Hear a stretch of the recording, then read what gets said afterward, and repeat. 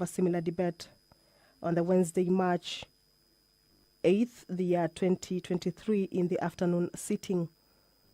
And according to the move of this motion, that is the majority party leader, is that noting the contents of a memorandum that was submitted to Parliament by His Excellency the President, asking Parliament to consider initiating amendments to the Constitution, again acknowledging that actualization of the proposals which relate to inter alia the composition of Parliament, as provided for in Articles 97 and 98 of the Constitution, in order to attain the two-thirds gender principle, the creation of the office of Leader of the Official Opposition in Parliament, and the inclusion of various funds in the Constitution would necessitate amendment to the Constitution, while the restructuring of parliamentary oversight to allow for cabinet secretaries to appear before the House of Parliament to respond to questions by members would require the amendment of standing orders. Further acknowledging that the Speaker, via notification issued on 9th December 2022, referred the matters raised in the memorandum to the Departmental Committee on Justice and Legal Affairs with regard to proposal relating to the implementation of the two-thirds gender principle and the establishment of the office of the Leader of the Official Opposition. The Joint Parliamentary Ad Hoc Committee with regard to proposal to amend the Constitution to entrench the Constituency Development Fund, a Senate Oversight and a National Government Affirmative Action Funds. The Procedure and House Rules Committee with regard to proposal to amend the standing orders to strengthen parliamentary oversight of the executive so as to facilitate public participation, of course, pursuant to Article 118 of the Constitution, that the House notes, considers and makes general comments on proposals contained in the memorandum by His Excellency the President. Of course, if you can recall, then a debate on these proposals already began, and you understand that the last sitting on last week on Wednesday, National Assembly already began listening to various cabinet secretaries who appeared on the floor of the National Assembly. So already amendments to the standing orders to allow for cabinet secretaries have already taken effect, and resumption on this debate will be taking place this afternoon. Well, the Speaker of the National Assembly, Honorable Moses Wetangula, is in the chambers. He will be presiding over this afternoon sitting. Allow me to hand you over to this live broadcast that is brought to you by the Parliamentary Broadcasting Unit in partnership with KBC. Good afternoon. My name is Kamche Menza. Tuombe. Ewe Mwenyezi Mungu, ambaye kwa hekima na wema wako umeteua nyadhifa za viongozi na mabunge kwa ustawi wa jamii na utawala wa haki wa wanadamu. Twakusihi utasame kwa neema nyingi sisi watumishi wako ambao wameridhika kutuita ili tutekeleze shughuli muhimu za jamhuri yetu. Twakuomba uteremshie baraka zako sisi tuliokutanika hapa, na utujalie tuyatende na kufikiria mambo yote yatakayofikishwa mbele yetu kwa njia ya haki na uaminifu, ili tukufu na sifa zako ziendelezwe, na ili kustawisha amani, ufanisi na heri ya nchi yetu na wale ambao haja zao wamesikabidhi mikononi mwetu. Amen.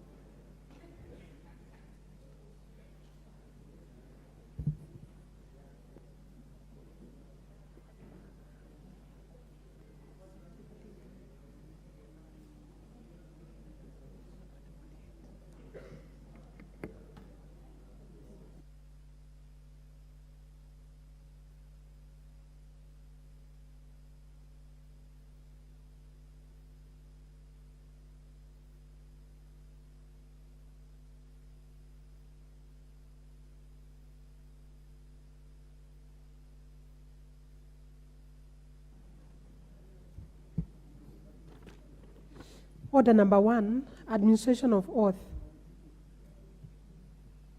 Order number 2, communication from the chair.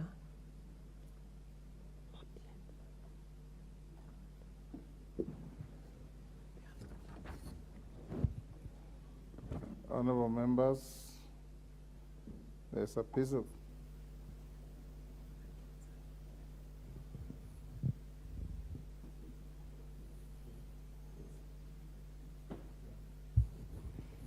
Honorable members, our communication, and there's a second one that will come slightly later. Honorable members, is a message from His Excellency the President. Pursuant to the provisions of Standing Order 42, I wish to convey a message from His Excellency the President relating to the nomination of a representative of the Parliamentary Service Commission, the Salaries and Remuneration Commission, SRC.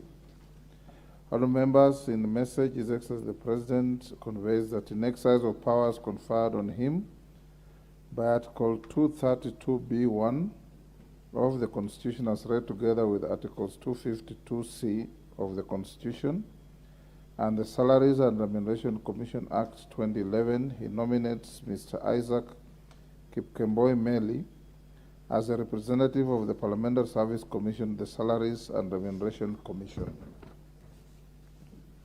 Honourable members, for information of the House, the name of the nominee was submitted by the Parliamentary Service Commission following a competitive recruitment process. In this regard, His Excellency the President now seeks the approval of the nominee by this House.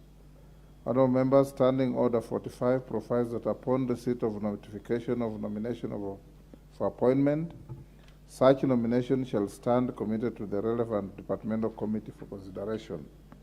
In this regard, pursuant to the provisions of Standing Order 45 and Paragraph 3 of the Standing Order 42, messages from the President, I hereby refer the message from His Excellency the President together with the CV, the report of the Parliamentary Service Commission and other testimonials of the nominee to the Departmental Committee on Finance and National Planning in order for the committee to undertake the necessary approval hearings.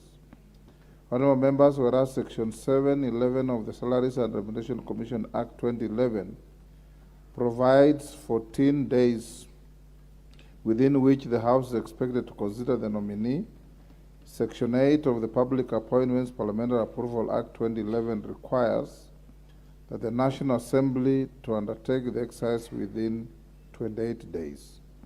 In this regard, honourable members, the committee should undertake approval hearings and submit its report within the timelines provided for in the Public Appointments Parliamentary Approval Act 2011, being the most recent amendment made by Parliament with respect to the general period of vetting of state appointees.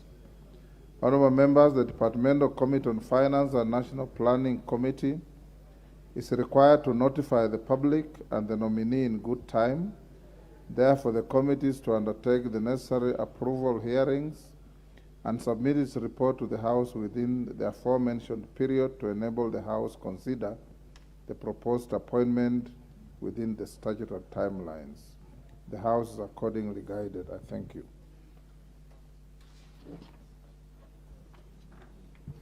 Order number 3, messages. Order number 4, petitions. There was a petition.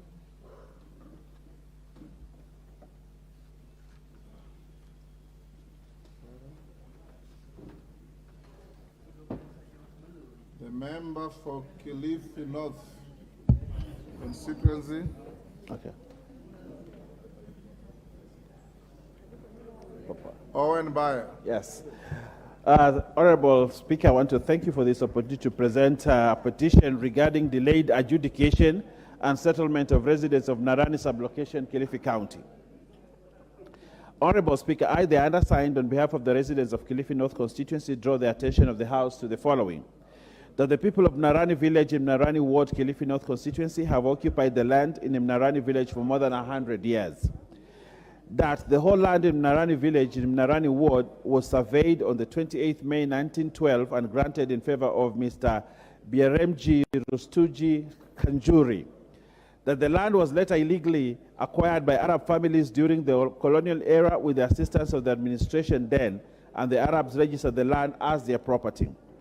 That the 172.8 acres of land occupied by the residents of Narani is registered as plot number YSR 130 Section 5, situated at Mnarani Kilifi, Takaungu, in the name of Kalthum bint Muhammad and Sharifa bint Muhammad, referred as Muhammad family, as an agricultural land. That the beneficiaries of the Muhammad family are Ali Muhammad, Kulthum Muhammad, Sharifa Muhammad, and Said Muhammad, being first, second, third, and fourth borns of the Muhammad family, respectively. That during the latter years, the illegally registered owners of the land migrated to the Middle East, leaving the property under the care of caretakers, whom they called trustees, and the land changed to Waqf under the Islamic laws. That the trustees invited locals to settle in the area willingly and were to pay a monthly fee, considering that the land was agricultural and had a lot of cashew nuts, coconuts, and mangoes. That Ali Muhammad, the firstborn son, appointed one Mr. Ali Omar to be in charge of collecting money from the sale of coconut and rent from the Mnarani plot. That in the year 1959, the trustees allowed the residents to build a school, which is the present Mnarani Primary School, measuring 12 acres. That Mr. Ali Omar, the steward, died, and Mr. Muhammad Mwalimu took over as the new steward, and tasked by Mr. Ali Muhammad with the help of one Mr. Shosi to vet the people who wished to be settled on Mnarani village. That Ali Muhammad died, and his sister Kulthum Muhammad became the trustee of the Waqf. Kulthum gave Mr. Abdallah Saf the power of attorney, and the Waqf was registered in the name of Ms. Kulthum bint Muhammad of PO Box 85059, Mombasa. That at the tenure of Kulthum Muhammad, the land ceased being an agricultural land and became residential, presumably with a number of households exceeding 1,107 and a population of over 20,000 people, with a mosque, churches, schools, and other social amenities. That the people who have settled in the land have put in into good economic use, constructed residential houses and commercial centers which are earning them an income. That the land has not been adjudicated and therefore no title deeds issued. That the continued absence of landlords in this land and their failure to contribute to any development or welfare in the area has caused difficulties to the residents and has created major impediments in the people's livelihoods. That the residents of Mnarani have written many letters, and lately a memorandum to the National Lands Commission, but no action has been taken concerning the matter. That both the national government and the county governments have invested heavily in the said piece of land by providing the necessary infrastructure such as electricity, connectivity, water, roads, and other social amenities. That the matter presented in this petition is not pending before any tribunal, court of law, or independent body. Therefore, your humble petitioner prays that the National Assembly, through the Public Petitions Committee, 1, inquire into the ownership of the land occupied by the Mnarani residents registered as plot number YSR 130 Section Roman 5, situated at Mnarani Kilifi Takaungu, in the name of Kulthum bint Muhammad and Sharifa bint Muhammad. 2, recommend that the parcel of land in Mnarani be acquired and granted to the present occupants, and that the process of compensation be finalized. 3, recommends that the land be adjudicated so as to ensure that the residents acquire title deeds and save the residents from the alleged erroneous records and missing information on the parcel of land. And lastly, make any other recommendations or actions it deems fit in addressing the plight of the petitioners, and your petitioner will ever pray. Thank you very much, Honorable Speaker. Honorable members, in accordance with the provision of Standing 226, members who are interested in making comments, observations, or clarifications in relation to that petition, you may go to intervention.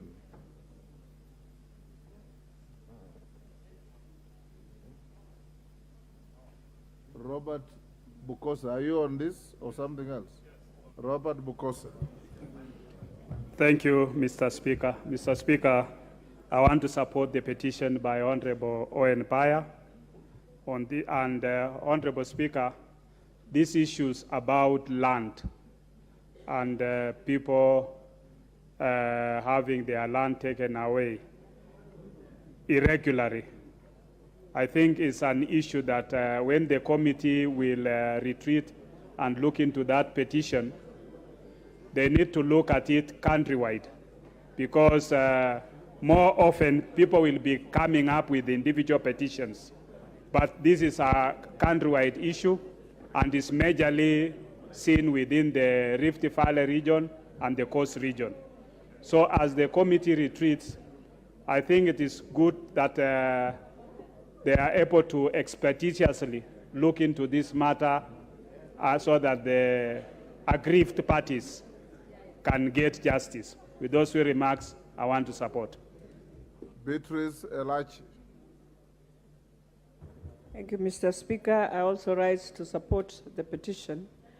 And Mr. Speaker, just to say, as the petitioner is questioning, indeed, you'll find even in Nairobi, Mr. Speaker, while we look at it countrywide, there are families right now who are wondering what just happened into their piece of lands, wherever they are.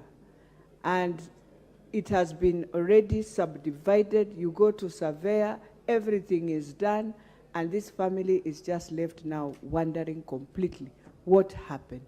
So as you look at it across the country, but also we need to know what is happening at survey, where you just come and you subdivide everything and you give in titles while the owners of the main piece of land do not even know what is happening. So I support, and I'm hoping that it is something that will be done across the country. Thank you, Mr. Speaker. Geoffrey Ruku.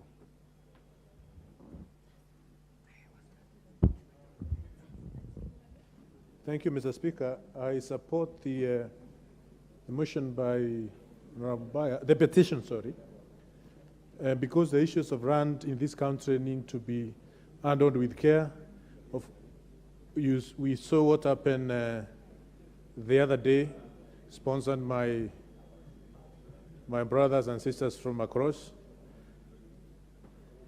as far as the issues of land is concerned. I think the people of Coast, and particularly Honorable Baya's constituency, they have the right within the Constitution to ensure their matters is well considered within the law. Thank you, Mr. Speaker. David Speaker. Thank you, Honorable Speaker, for the opportunity to be able to lend my voice to this very important petition. I rise to support this petition by Honorable Baya. This is land that I'm very familiar with, and Honorable Baya knows that I can easily be elected as an MCA in that particular area. And this land, I have known that from the 50s, these families have been in occupation of the land. The original owners have since left. And in accordance to the law, surely this land, it can actually be transferred to them on account of adverse possession, because they have been in occupation with no resistance or claims against them since time immemorial, as far as many people can accept.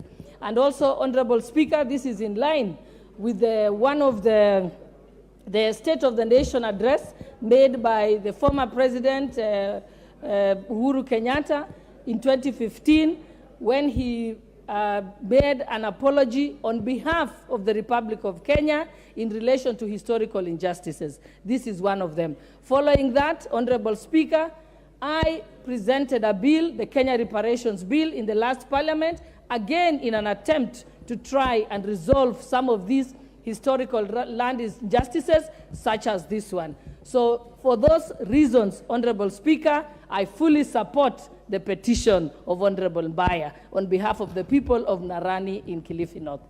Thank you, Honorable Speaker. Jared Okello.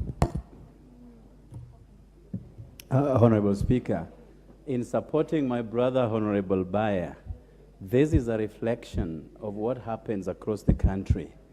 It is indeed true that land matters are quite emotive. There is a pending report called Ndungu Land Report, which has gathered dust for so many years, Honorable Speaker. At a time when we shall have a regime that is proactive and will bite the bullet and place Ndungu report where it ought to be, Honorable Speaker, to a larger extent, these issues that have bedeviled us for way too long will be able to be amicably addressed once and for all. This is something that cuts across the country. Everywhere you go, Honorable Speaker, you will hear of land injustices. Some are squatters on their own land, Honorable Speaker. I do not know when and how this will be addressed once and for all to enable the country to move forward as a one unitary society. I thank you, Honorable Speaker, for the opportunity. Ferdinand Wanyonyi.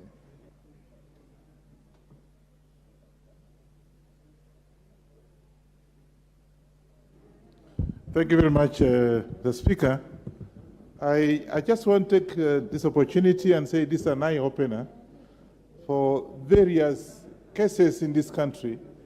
In my own area, the Speaker, we have similar problems, and therefore the Department of Lands, I want you to take it very, very serious so that I can be able to, once and for all, be able to at least solve these problems once and for all, because we have a lot of busybodies around.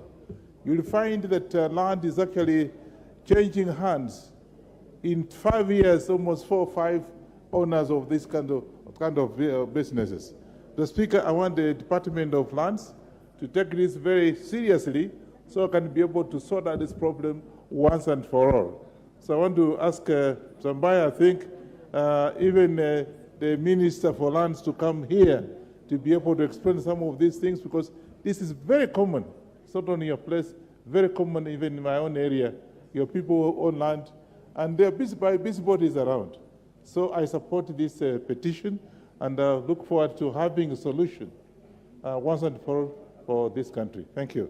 Robert Mbui. Thank you, Mr. Speaker. Mr. Speaker, I also rise to support the petition by the Honorable Buyer on this Munarani land petition. And Mr. Speaker, the issue of land are very, very emotive. In fact, it's one of those things that every time we have an issue to do with land, chances are that someone might even lose their lives in the process, because this is many times a matter of life and death. And so the issue of ownership of land needs to be addressed historically, because, you know, at the beginning, land didn't belong to any individuals. And so when people started acquiring parcels of land, all the way up to now, it's important that we look at the history of how that happened. And Mr. Speaker, nobody is safe from the people who want to grab land. Recently, we saw two former heads of state. Their land was invaded by grabbers who fortunately did not end up sharing that piece of land. So we have to be very careful. And Mr. Speaker, just to know how serious it is, we came up with the new lands courts, and they're very, very busy, Mr. Speaker. They're some of the courts that are very busy. Finally, Mr. Speaker, I want to say that the National Lands Commission and the Ministry of Lands needs to have individuals in their offices, officers that are very highly disciplined. It was shocking to see a senior government officer who is also in that office of lands brandishing a gun on a matter of land. And I think, Mr. Speaker, these are things that we need to condemn in the strongest terms possible. Thank you, Mr. Speaker. Anthony Oluoch.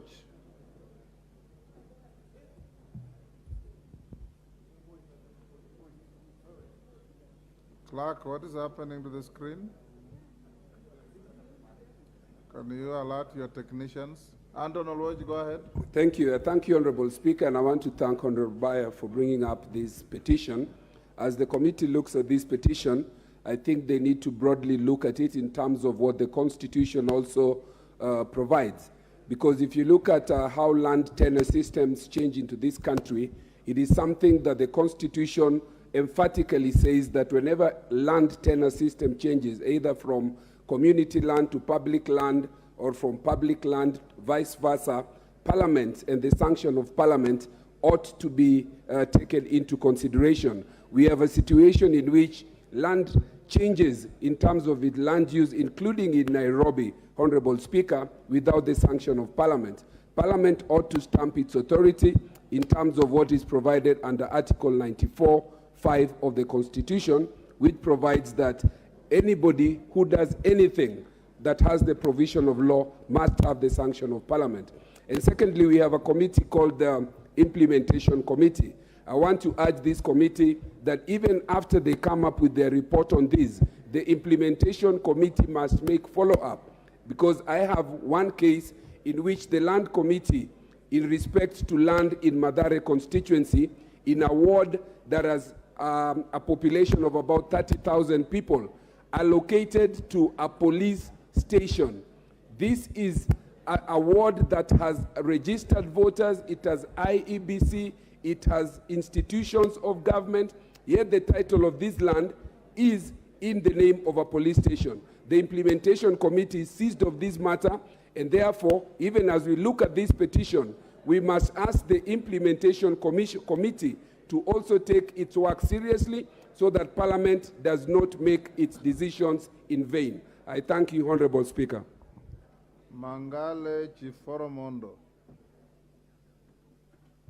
Thank you, Mr. Speaker. Where is he? I rise to support the petition by Honorable Owen Bayer for Mnarani. This land issue, Mr. Speaker, in Coast Region is one thing. And I think the petition has come at the right time so that the people of Mnarani can get their rightfully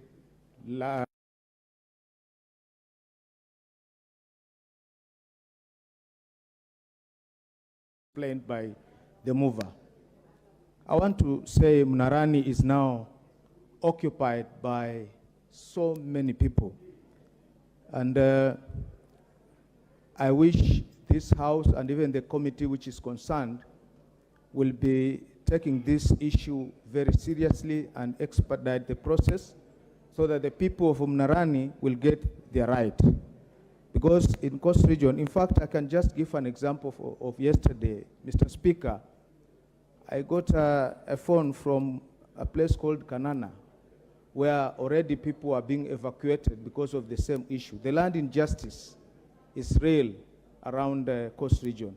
And this is the time that, Mr. Speaker, we put our foot down so that the people of Coast and even Kenya at large, they actually get what is rightfully theirs. Thank you, Mr. Speaker, for this chance.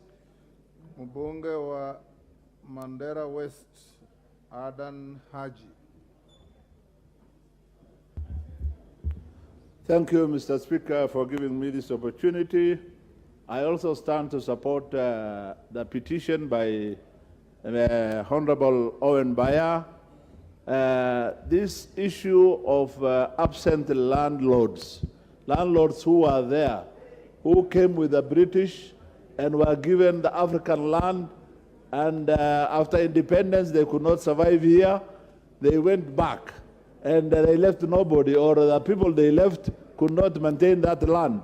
When the indigenous people claim those lands and they are being told they are squatters, I think this is very unfortunate, and therefore I will request the concerned committee to look this in depth. It's not only Kilifi, that's what is on the table now, but many parts of this country, the same problems are there. I therefore support the petition of Honorable Owen Bayer. Thank you. Charles Ngusia.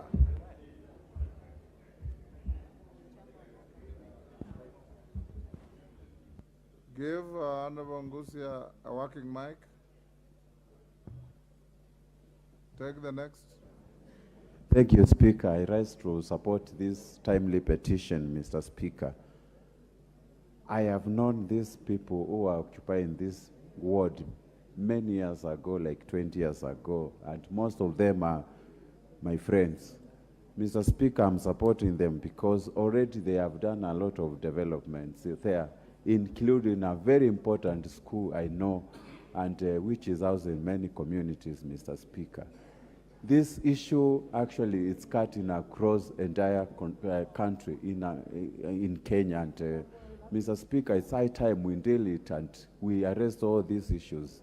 I would like to thank the committee. I had a similar issue last year and they fixed it. So, Mr. Speaker, I'm looking forward to fixing up this issue by the Land Committee soonest possible so that the people in Kilifi can get justice. Thank you.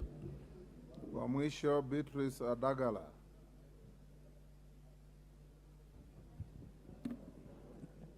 Yes, thank you, Mr. Speaker. I want to support this petition by Honorable Baya concerning land issues. Mr. Speaker, sir, land issues is an emotive issue because we've had several places whereby people have been displaced out of their land, and the Kilifi issue has been there. I think, Mr. Speaker, sir, this issue should be looked into, and even other areas. There are several areas, even from where I come from, in around Hamisi, Kwawosa area, those people have not received their title deeds. Therefore, this petition, I'm supporting it, and also other areas like Maseno and other places in this country, Mr. Speaker. The issue should be looked into and be solved once for all, so that Kenyans should not be squatters in their own land. Thank you, Mr. Speaker, sir. I support the petition. Thank you. Order, honorable members, take your seats. Honorable Machele, take your seat. Honorable members, allow me to recognize the following schools before I go back to order number 2. Namanga Mountain View Academy, Kajiado Central from Kajiado. They are all in the public gallery. Kangaru Girls School, Manyata, Embu. Legacy High School, Embakasi East, Nairobi. Josana Day School, Embakasi North, Nairobi. Ngoto Boys High School, Makueni. On my behalf and on your behalf, I welcome all the students and their teachers to the House of Parliament. Honorable members, I go back to order number 2. There's a short communication on the appointment of members of Parliament to present the majority party in the bipartisan engagements in Parliament. Honorable members, as you are aware, His Excellency the President of the Republic of Kenya and Commander-in-Chief of the Defense Forces, the Honorable William Samoei Ruto CGH, who is also the party leader of the Kenya Kwanza Alliance, and the former Prime Minister and the party leader of the Azimio la Umoja One Kenya coalition, the Right Honorable Raila Odinga, have proposed bipartisan engagements in Parliament on a number of issues aimed at accommodating the concerns of the minority coalition within the parameters of the Constitution and the law. In furtherance of these discussions, I wish to inform you that I've received a letter dated 13th April 2023 from the leader of the majority party of the National Assembly, the Honorable Kimani Ichung'wah MP, appointing 7 members of Parliament representing the Kenya Kwanza Alliance to be part of the team that shall spearhead and facilitate the bipartisan engagements. The letter is co-signed by the Senate Majority Leader, the Honorable Senator Aaron Cheriot MP. Honorable members, the 7 members of Parliament appointed by the majority party are as follows: the Honorable Adan Kainan CBS MP, the Honorable George Murugara MP, the Honorable Mwengi Mutuse MP, the Honorable Lydia Haika MP, Senator Esther Okenyuri MP, Senator Dr. Boni Khalwale MP, and Senator Hilary Sigei MP. Honorable members, attached to the letter forwarding the 7 names is the draft of a motion proposing the establishment of a joint select committee, and whose mandate includes the following: facilitating a bipartisan engagement in Parliament on the reconstitution of the selection panel on the recruitment of chairperson and members of the Independent Electoral and Boundaries Commission, recommending legal, policy, and institutional reforms to strengthen the IEBC, collecting views from stakeholders on proposals to enhance inclusivity and bipartisanship in the electoral structure in the country, developing and recommending appropriate mechanisms for the reorganization of the electoral system, on the basis of the findings and recommendations of the Joint Committee, preparing a report and a draft bill or draft bills for consideration by Parliament. Honourable members, it is however worth noting that I'm yet to formally receive the names of the members representing the minority coalition in Parliament and the draft text of the motion as proposed by the minority party. As you may be aware, honourable members, parliamentary practice requires that a motion of this nature be presented to the House upon negotiations and agreement between the majority and minority coalitions, so that what is finally presented to the House is harmonized by partisan motion. Honourable members, in the light of the foregoing, I hereby instruct the Clerk of the National Assembly to forward the proposed motion to the leadership of the minority party in Parliament seeking their concurrence. Honourable members, the Speaker of the Senate and I have also consulted and agreed that there is need to achieve bipartisan and bicameral consensus on this matter. Consequently, the Speakers of the Houses of Parliament request the leaders of the majority and minority coalitions in the Houses to consult and present to the Speakers a harmonized version of the proposed motion for placement before the Houses of Parliament at the earliest available opportunity. This shall set the stage for the commencement of the bipartisan engagements in Parliament. Honourable members, as I conclude, allow me to urge all members of Parliament to uphold the tenets of the Constitution, respect the process, and undertake their engagements with utmost good faith, collegiality, and on the basis of consultation, cooperation, and mutual reciprocity. Indeed, this will be in keeping with the motto of our Parliament, which is for the welfare of society and the just government of the people. I thank you.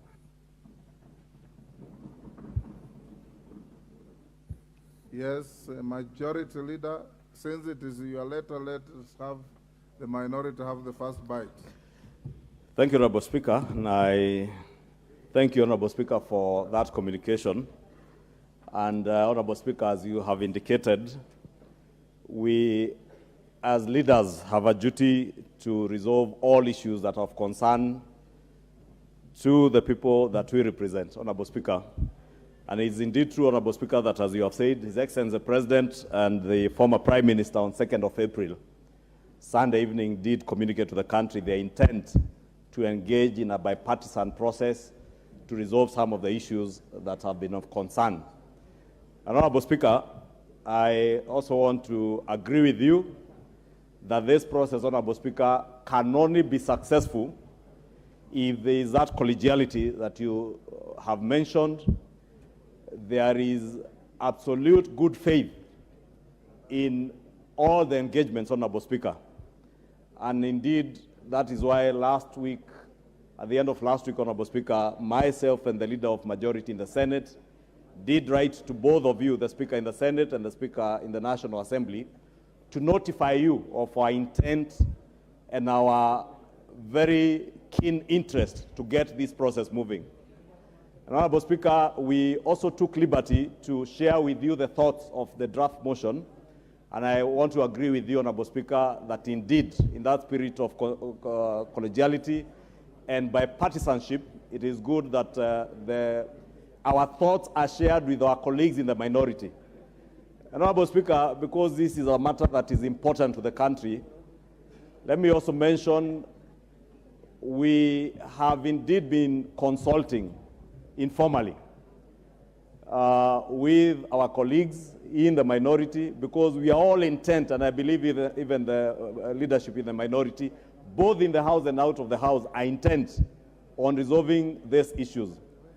And Honourable Speaker, as you have already directed in your communication, I shall be reaching out and writing to the minority leadership, and hopefully maybe with both here and in the Senate, for us to have a forum, Honourable Speaker, and I would beg that your office as chairperson of the Parliamentary Service Commission does facilitate, so that we have a forum for talks before the talks.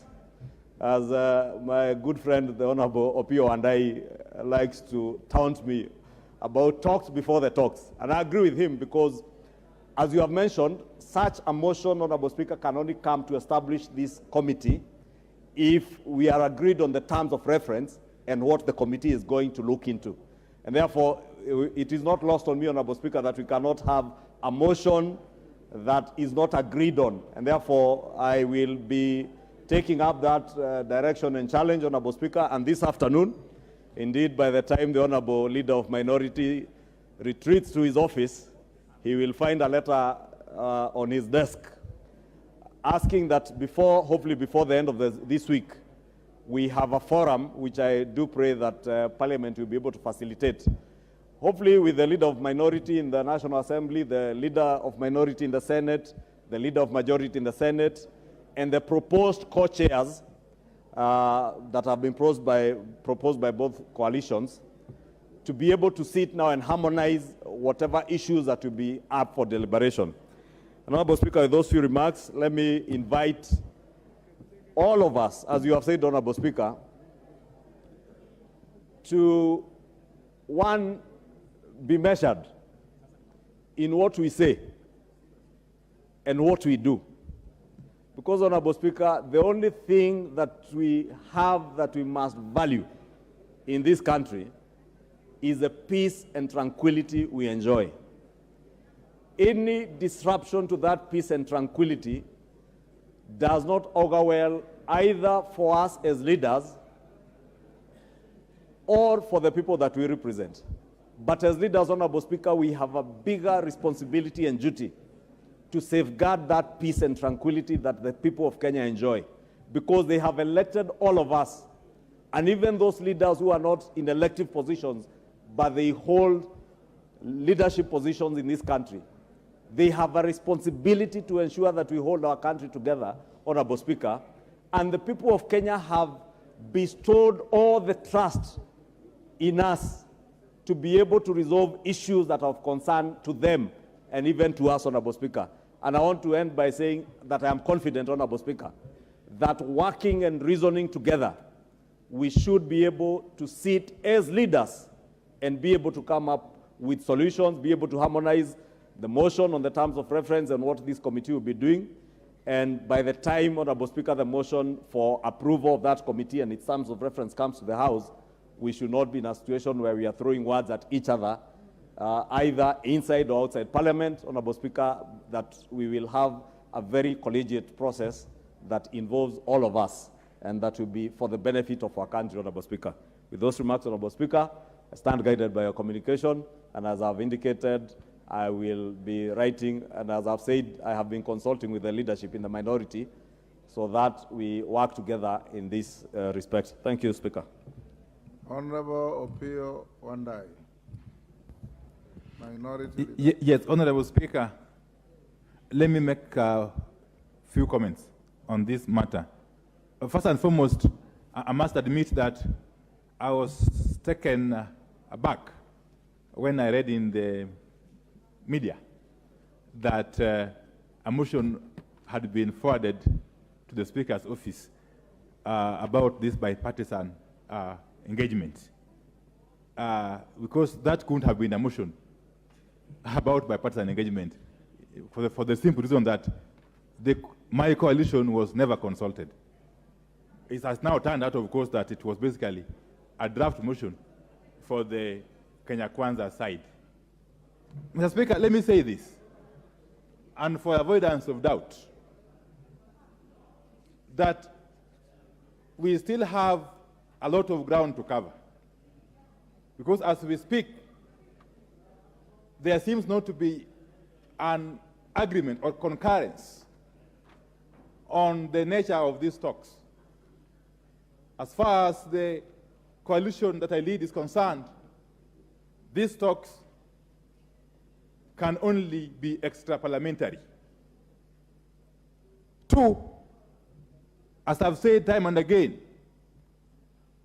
before any motion can be brought before this House to set up or to set off this process of bipartisan engagement, there have to be talks about the talks. And I'm happy that my friend, the Honorable Kimani Chungwa, has acceded to that. Mr. Speaker, the reason why we need talks about the talks is that first and foremost, that bipartisan committee must have clear terms of reference, must have clear mandate.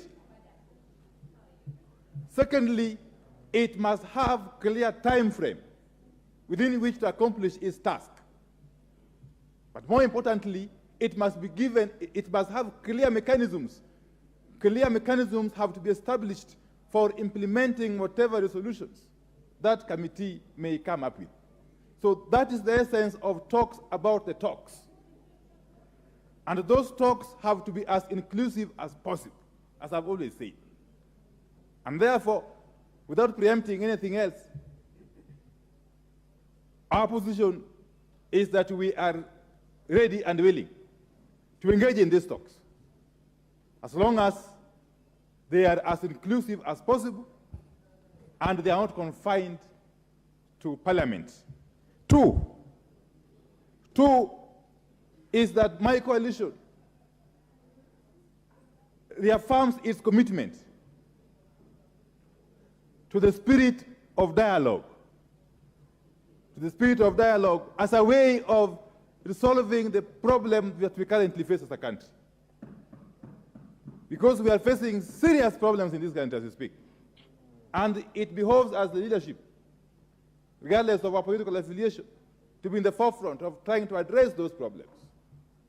And that bipartisan process is one such way, Mr. Speaker. And therefore, as long as the Kenya Kwanza coalition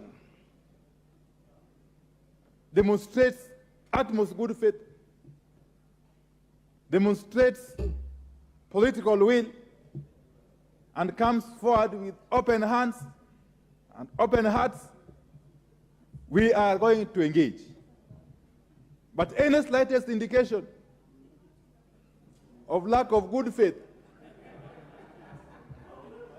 or lack of goodwill, we shall go back to the people. Thank you, Mr. Speaker. Thank you, honorable members. It is not my desire to open further debate on this. I think you have heard your leaders. They have a very serious legal and moral duty to this House and this country to sit together, avoid unhelpful brinkmanship, and bring to the House something in furtherance of the wishes of the two leaders, the President and the former Prime Minister. So Kimani Ichung'wah and Wandai, we encourage you not to play to any gallery, but to do what you are expected to do as leaders, to support the process. Honorable members, allow me to acknowledge in the Speaker's gallery two visitors from the National Assembly of Zambia, Mrs. Mambwe Kaoma, Senior Legal Officer, and Mr. Stanley Banda, Legal Officer. The delegation, which is drawn from the Legal Services Department of the National Assembly of Zambia, is in the country on a benchmarking study to our parliament, specifically to share best practices. On my behalf and on your behalf, I welcome the two visitors to the country and the parliament. Next order.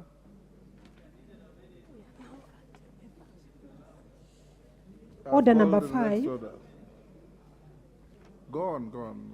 Order number 5, papers. Majority Leader.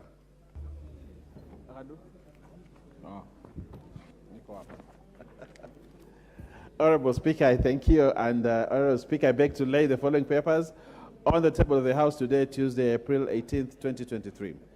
1. African Union Convention on Cross-Border Cooperation, Niamey Convention and Explanatory Memorandum from the Ministry of Foreign and Diaspora Affairs. And 2. Convention on the means of prohibiting and preventing the illicit import, export, and transfer of ownership of cultural property and explanatory memorandum from the Ministry of Foreign and Diaspora Affairs.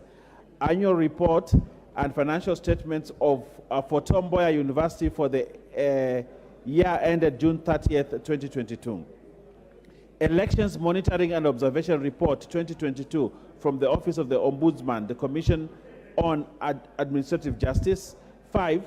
Reports of the Auditor General of Financial Statements in respect of the following institutions for the year ended 30th June 2022. 1.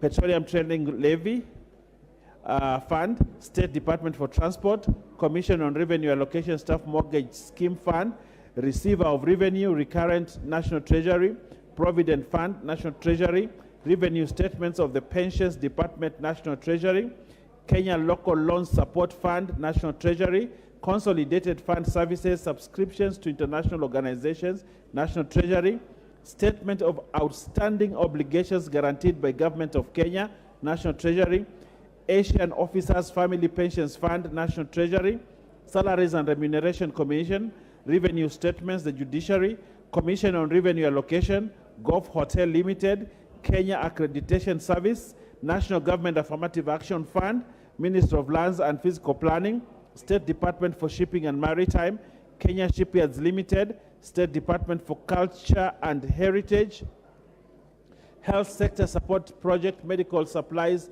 Authority, KEMSA, Aquaculture Business Development Program, State Department for Fisheries, Aquaculture and Blue Economy, State Department for Implementation of Curriculum Reforms, Kenya Energy Sector Environmental and Social Responsibility Program Fund, Ministry of Energy, State Department for Early Learning and Basic Education, and finally, National Gender and Equality Commission.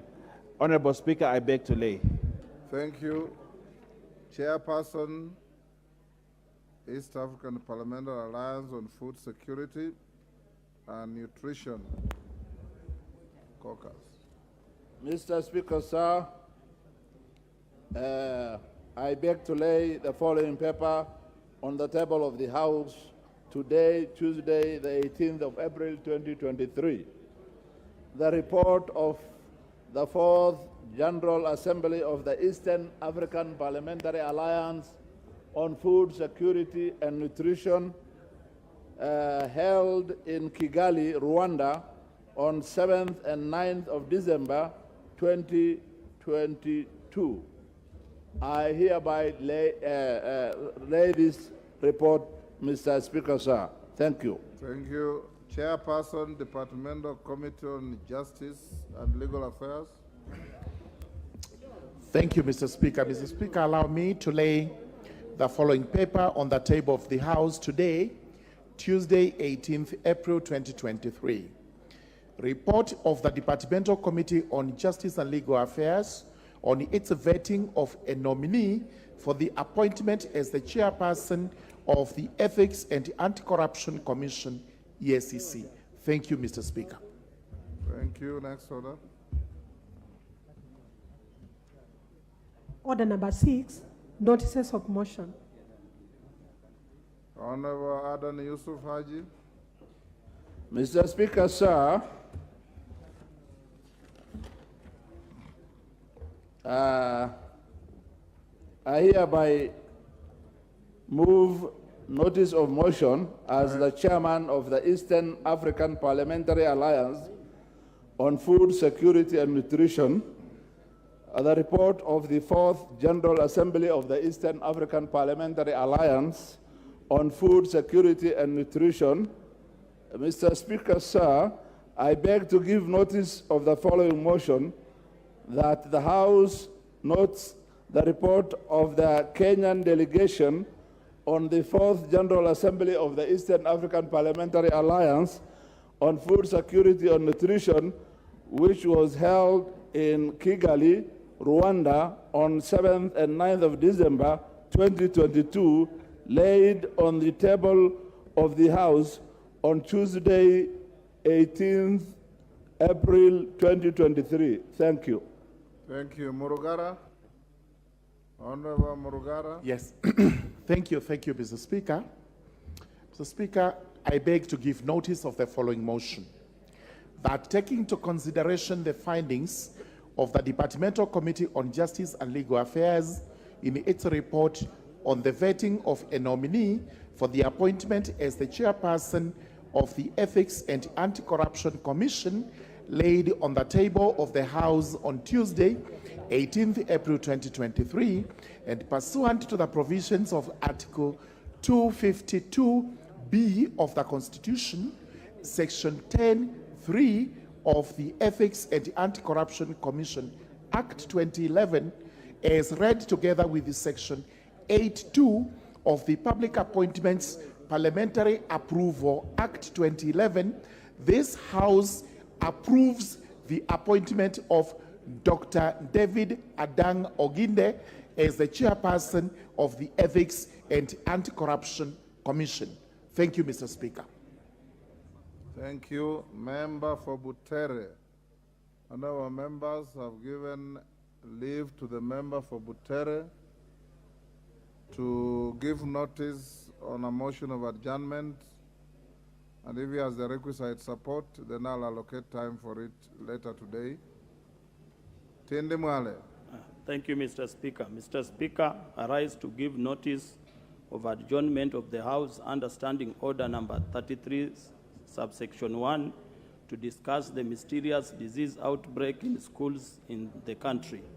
Honorable Speaker, pursuant to Standing Order number 33, subsection 1, I rise to seek leave for adjournment of the House in order to discuss a definite matter of urgent national importance regarding the mysterious death outbreaks in schools.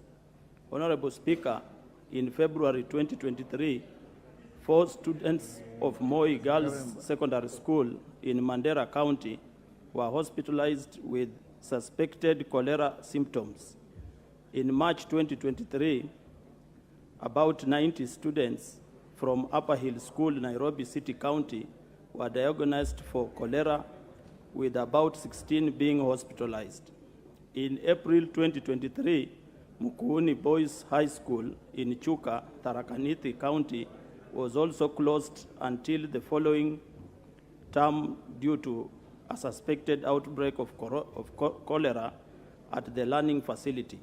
The most recent case in April was a mysterious disease outbreak at Mukumu Girls High School, where a teacher and 3 students succumbed while receiving treatment at the Life Care Specialty Hospital and Kakamega County Referral Hospital, respectively.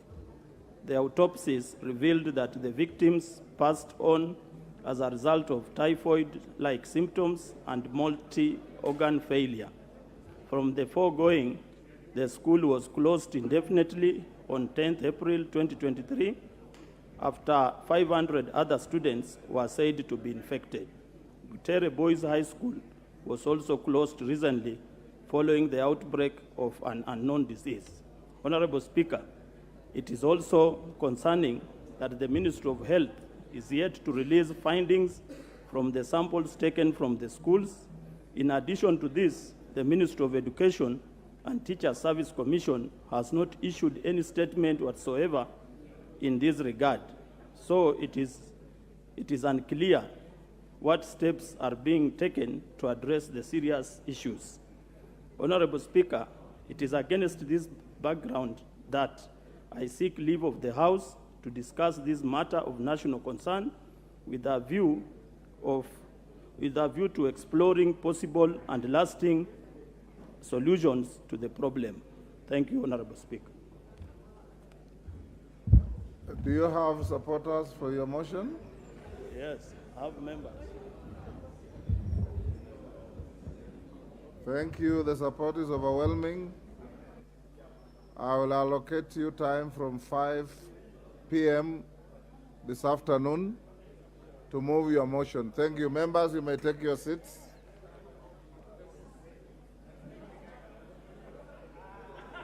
Next order.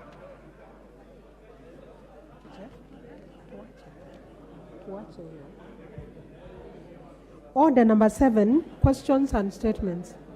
Honorable Chepkonga, statement. Honorable members, as you know, questions will come tomorrow. Mr. Speaker, thank you, Mr. Speaker, for giving me this opportunity to move this statement, to give this statement. Mr. Speaker, I thought Honorable Wandai was going to be here just to congratulate him for the choices that he has made. He has chosen bipartisanship over bigotry, inclusivity over isolation. The only thing is that he gave a threat in the last words. But I want to thank him very much for seeking to be bipartisan in his approach of these talks, Mr. Speaker. Even talks over talks itself is seeking to be bipartisan. Mr. Speaker, Honorable Speaker, I rise pursuant to Standing Order 44, paragraph 2C, and Standing Order 210-5A to report to the House the list of the statutory instruments approved under paragraph 4A. The committee has received a total of 35 statutory instruments since its establishment on the 4th of November 2022. It has concluded 25 statutory instruments, out of which 17 were acceded to pursuant to Standing Order 210-4A, and reports on 8 statutory instruments tabled and approved by the House. Of the eight reports approved by the House, Mr. Speaker, 6 statutory instruments were approved in accordance with the Act to which they are made, while the House approved the report on annulment of 1 statutory instrument and rejected publication of 1 draft regulation. There are, however, 8 pending statutory instruments before the committee for its consideration. A detailed list on the statutory instruments that the committee has considered is attached herewith for the House to note. Honorable Speaker, as you may recall, this House approved the statutory instruments exemption from expiry regulations 2022, which extended the life of over 1,700 statutory instruments from the executive and 10 statutory instruments from the Parliamentary Service Commission that were to lapse as provided under Section 21 of the Statutory Instruments Act 2013.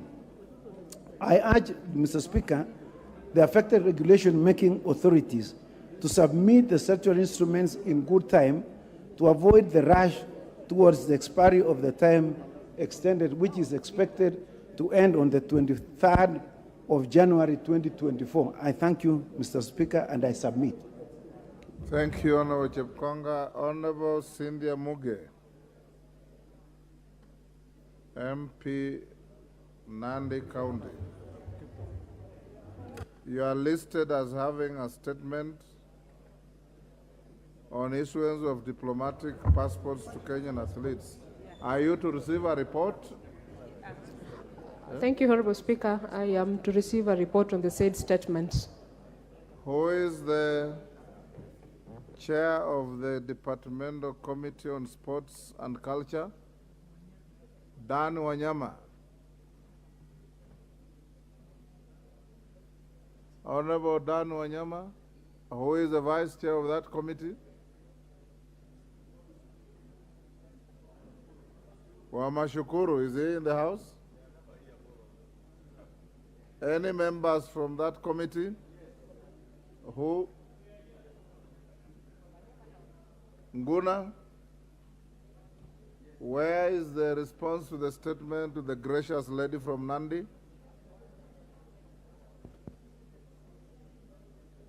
Give him a working mic. Yes, Speaker. On behalf of the chair and the vice chair, we will give this statement next week on Tuesday. Honorable Nguna, it is not up to you to choose when to give the statement. It was listed today, and you are presumed as a committee to keep deadlines of the House so that we don't pile work. Tell your chair and your vice chair that the House takes a very dim view of this kind of conduct. Next order. Order number 8, special motion, consideration of nominee for appointment as chairperson of the Kenya Fish Marketing Authority.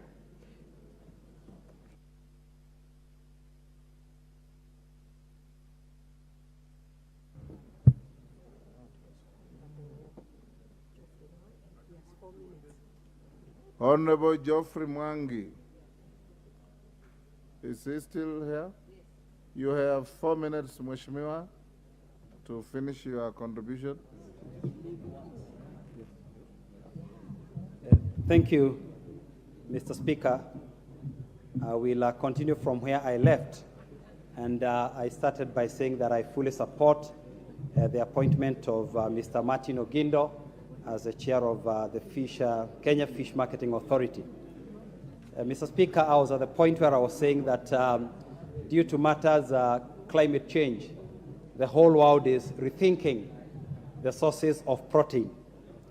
And Mr. Speaker, scientists tell us that to produce 1 kilogram of beef, it takes about 98.48 kilograms of carbon emissions. And the other known sources of protein that we use in this country, such as chicken and even mutton, fare no better when it comes to their contribution to carbon emissions.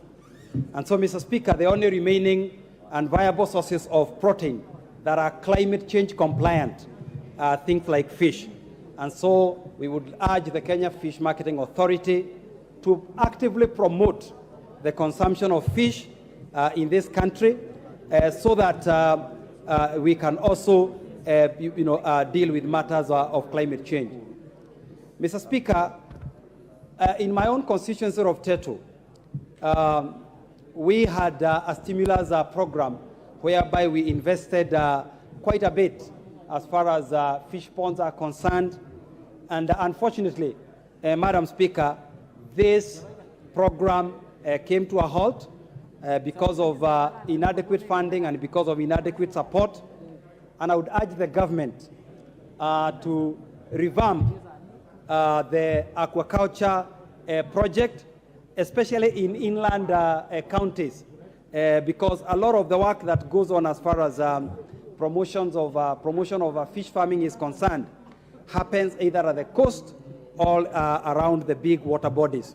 So I would urge, Madam Speaker, that we marshal support to ensure that we can revive fish farming. In addition, in my own constituency, out of this stimulus program, we had a fish factory. But unfortunately, this investment is now rotting away because there is no fish being supplied. So we urge the Kenya Fish Marketing Authority to work with speed and ensure that we can start reviving the whole aspect of fish farming so that these factories can be activated again for purposes of job creation and even for purposes of ensuring that we have alternative sources of protein, especially animal protein for our people. Madam Speaker, I would like to end there, and I support with my wholeheartedly the appointment of the chair of the KFMA. Thank you, Madam Speaker. Honorable members, I wish to recognize the presence of Maliku Girls School from Kitui Rural Constituency, Kitui County, seated in the public gallery. I think Honorable Member for Mukurueni, Honorable John Kakusha, I think you had not completed your time last time. Thank you. Honorable Speaker, I want to thank you very much for giving me this opportunity. Honorable Speaker, I guess I have my minutes because I had not done the contribution. And I want to support the appointment of the Honorable Member, Martin Ogindo. And I support because this is a member who have served in this House and a member who is well qualified. If you look at his credentials, you'll find that this Honorable Member has the requisite qualifications to head the Kenya Marketing Authority, the Kenya Fish Marketing Authority. And for that reason, Honorable Speaker, I do support the member. Honorable Speaker, fish consumption in Kenya has had an upward trend, apparently because most of the Kenyans do have a better income that they have. And of course, there is also appreciation of the nutritional value for consumption of fish. Our country is a net exporter of fish. If you look at what we are so far able to get from our country in terms of fisheries production, we have 1.5 billion US dollars worth of fish production in our country. Honorable Speaker, most of this fish production that we are having is coming from the freshwater lakes. It's also coming from the oceans, what we would call the marine fishing. And a lot of this also is coming from the farmed fish, what we would call the aquaculture fishing, which happens across the country. And Nyeri County happens to be one of the leading aquaculture farmed fish, particularly looking at the Nile tilapia, and also looking at the ornamental fish farming. Nyeri County and, of course, quite a number of the other counties around the Mount Kenya are doing very well in ornamental fishing. Honorable Speaker, we have the Kenya Fish Marketing Authority, which we believe is important in helping us to put into perspective all these kind of fish farming that we have in our country. Just to further this case for the Kenya Fish Marketing Authority, you realize that from our freshwater lakes, we are producing about 120 metric tons, 120,000 metric tons of fish. And from our marine fish farming, we are producing about 25,000 metric tons. And from our aquaculture, we have about 20,000 metric tons in our country. Honorable Speaker, you will notice how small the fish farming we have from the marine fishing. Just partly 20,000 metric tons as compared to the freshwater lakes fish farming, which is 125,000 metric tons. And the reason is because most of the fish farming which is happening in the oceans is under exploitations by superpowers, which most of them, I believe, are signing contracts with our country on development projects.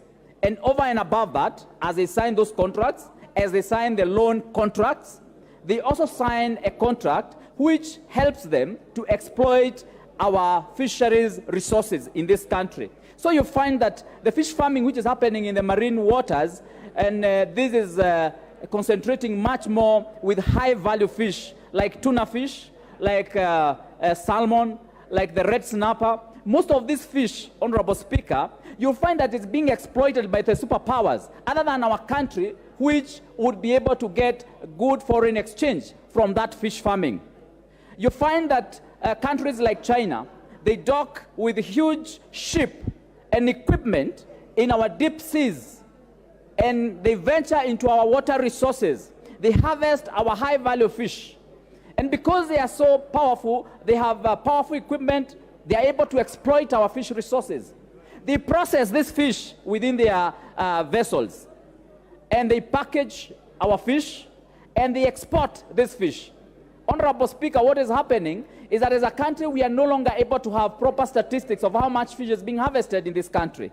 And so it is being exported by the superpowers, and it is sold, and these dollars do not come to our country. Honorable Speaker, it is high time that the Kenya Fish Marketing Authority puts their foot down and concentrate and target this particular market, so that we can have the foreign market being supplied by fish which is being fished by our farmers, by our fishers, or by our fishermen, and by our country, other than allowing the superpowers to exploit our fish resources. Honorable Speaker, if this was to happen, then we would actually be able to have foreign exchange, we would have food security, and we are going to have a better balance of trade. Today, as a country, you know, we are having a problem because there's a very serious pressure on the shilling from the dollar. You find that most of our imports are now highly priced because of the dollar, the way the dollar has put pressure on our shilling. Honorable Speaker, if we are able to look at the fish farming in this country in a better way, in a more local way, then we are going to ensure that we tilt the balance of trade. Honorable Speaker, I also have a case against some of these bodies that we are creating in this country. You realize that we have so many bodies that are dealing with the fish farming in Kenya, and it's also high time that we also looked at our budget and ask ourselves as a country, now that as a country we have so much resources going to recurrent expenditure in the country, and so little money going to development? Is it sustainable that we keep creating bodies and bodies after our body in this country? Look at the fish industry, for example. We have Kenya Marine and Fisheries Research Institute, KEMFRI. We have Kenya Marine Fisheries, Socio-Economic Development, KEMFSED. We have Aquaculture Business Development Program, ABDP. We have Fish Levy Trust Fund, FLTF. We have Kenya Fishing Industries Corporation, KFIC. We have the Lake Victoria Fisheries Organization. And now here we are, we have created another organization that we are calling Kenya Fish Marketing Authority. Honorable Speaker, I ask, are we not able to do part of this fish marketing using some of the bodies that we are having? Must we keep creating new bodies one after another? And this is encouraging the ballooning of our budgetary expenses in this country. And how sustainable, Honorable Speaker, can this be? Honorable Speaker, thank you very much. So my question is, how can this be sustained if we keep on creating new bodies every other day? It's high time that we relooked at this. As much as I support the chair of this body, Honorable Speaker, let us put a comma or a full stop on creation of new bodies that are ballooning our wage bill. Thank you, Honorable Speaker. Member for Mandera South, Honorable Abdul Haro.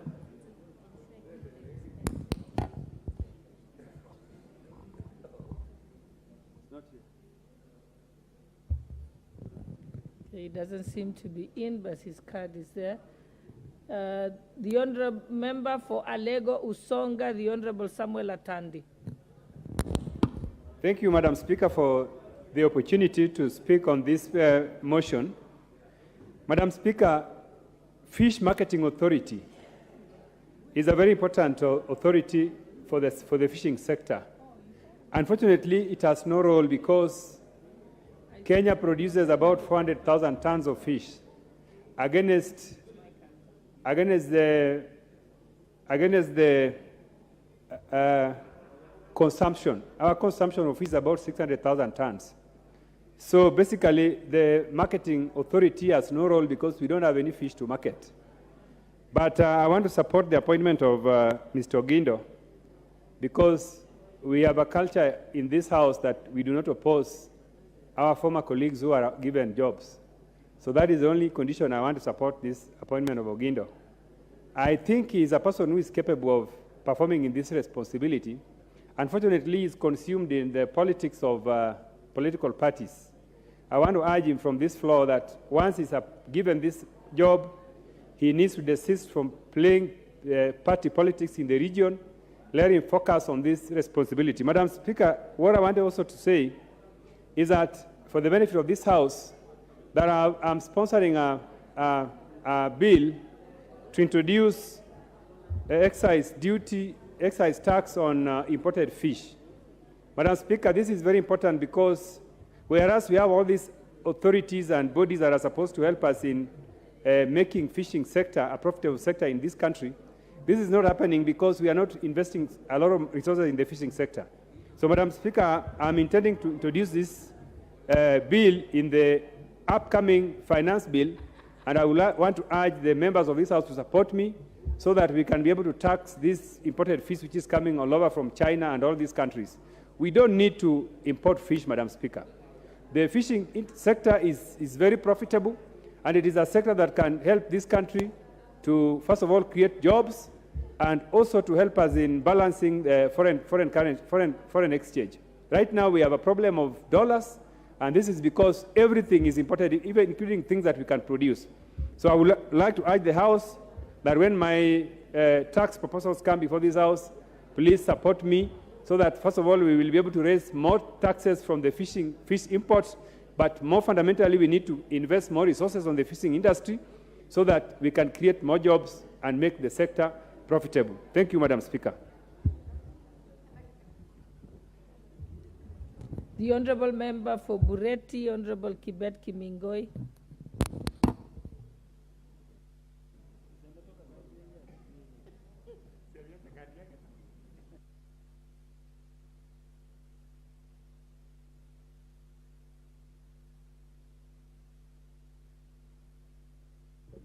The honourable member is not there. The honourable member for Molo constituency, Kuria Kimani.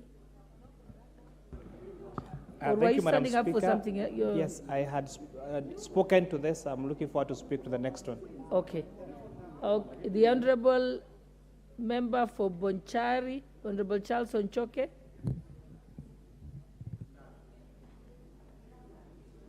Okay, the honourable member for Seme, Honourable James Nyikal.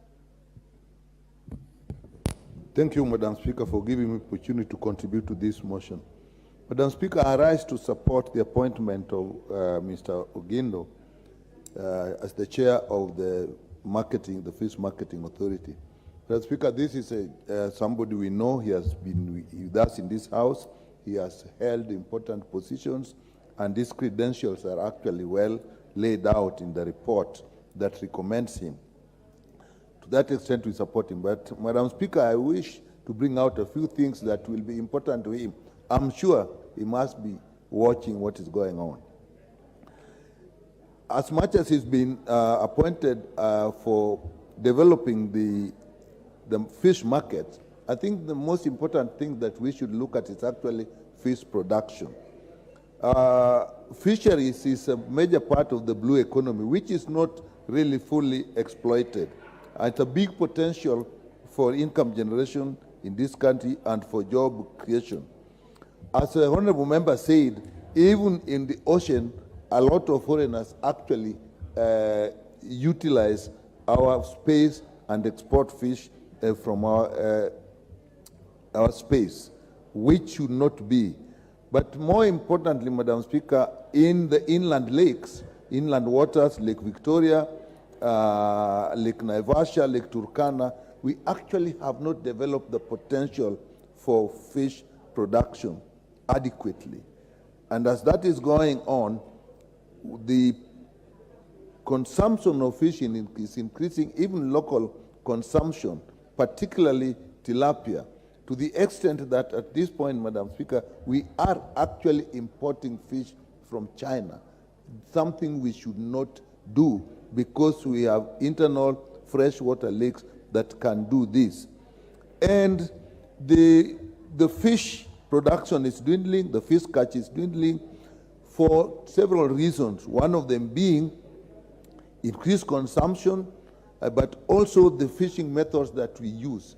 In the inland lakes, we are actually using old methods, some of which are actually illegal.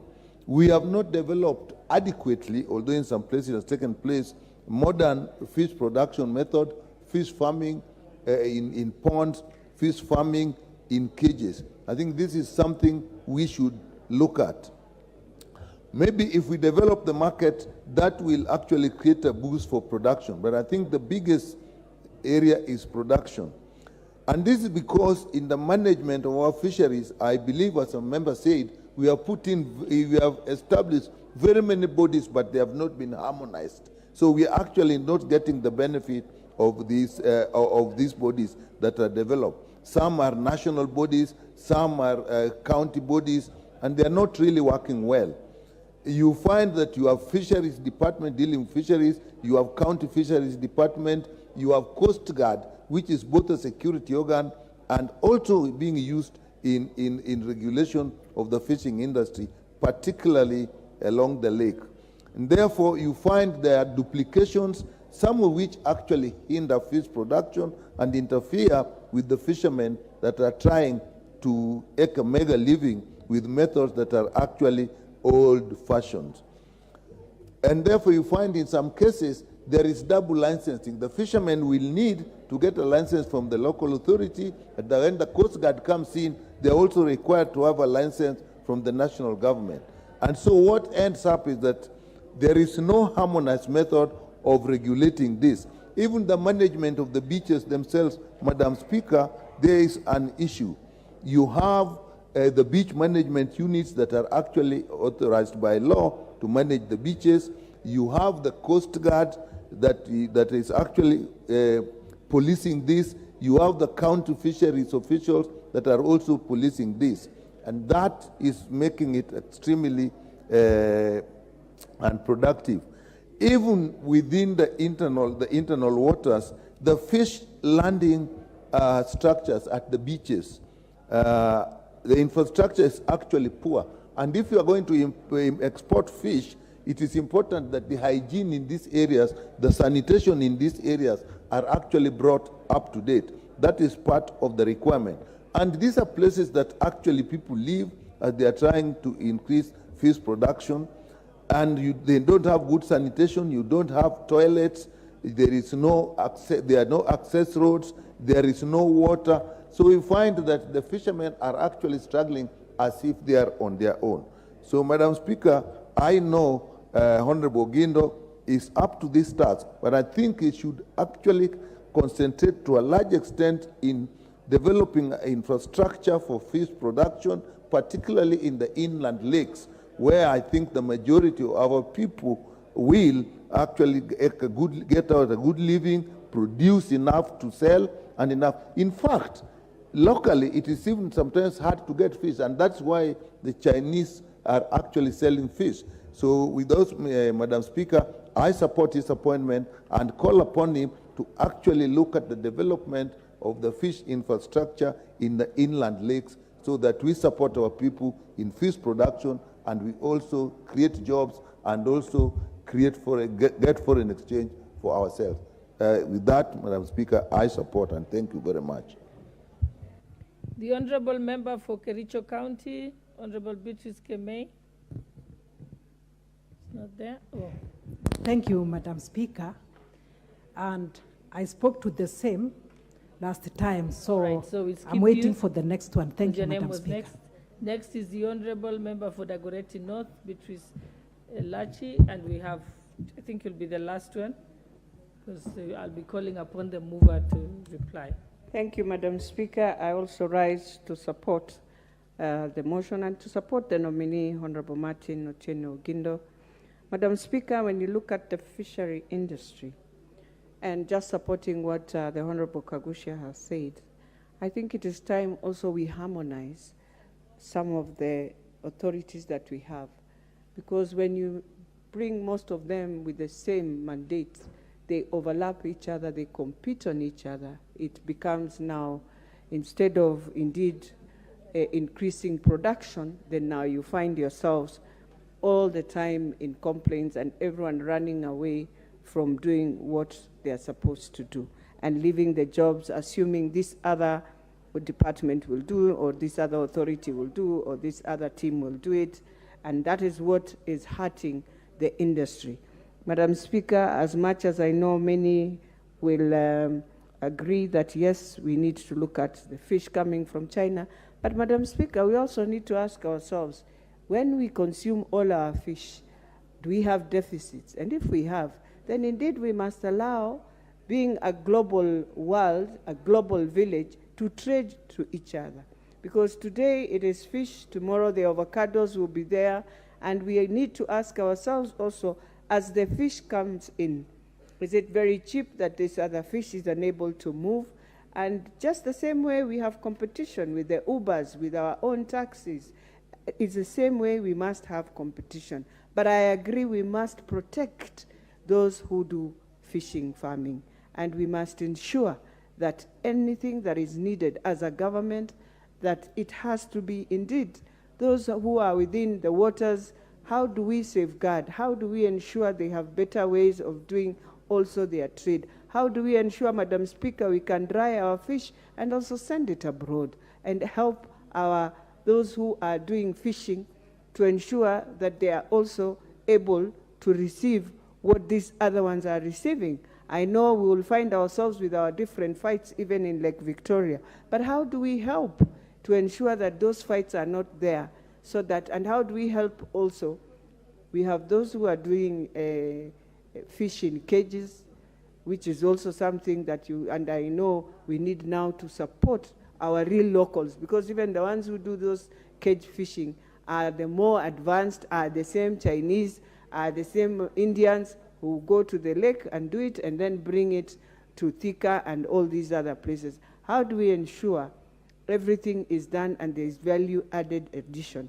With those few remarks, Madam Speaker, I beg to support. Okay, we may now call upon the mover to reply.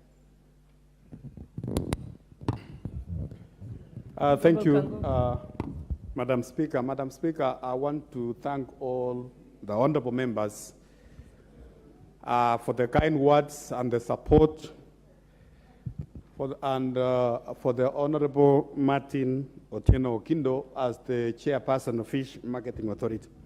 Madam Speaker, I think the honorable members who have spoken about this motion, Madam Speaker, pointed out many issues affecting the fish farming, the fish marketing, and the fish exploration in the country. And Madam Speaker, generally, the blue economy sector in the country. Madam Speaker, this sector requires a lot of support. It's a new sector which requires a lot of resources to be exploited. But finally, Madam Speaker, it is also a sector with a lot of potential in terms of income, in terms of employment of our youth, and also in terms of foreign exchange. Madam Speaker, I don't want to take a lot of time. I want to take this opportunity again to thank honorable members and seek, Madam Speaker, the approval of the House for the appointment of the Honorable Martin Okindo as the chairperson of Kenya Fish and Marketing Authority. Thank you, Honorable Speaker.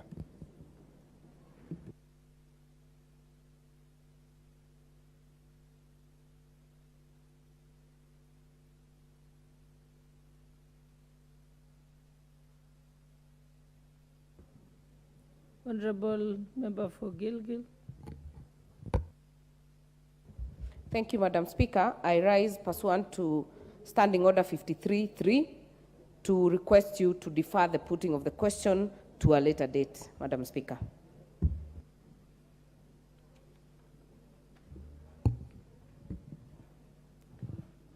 Honorable members.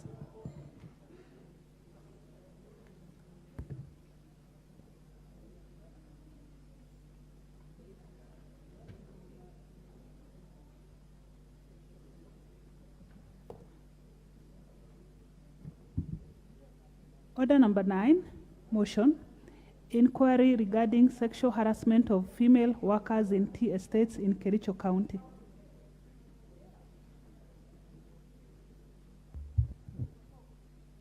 Honorable member. Yes, I can see you, Honorable Karemba. Yes, I can see you. Proceed.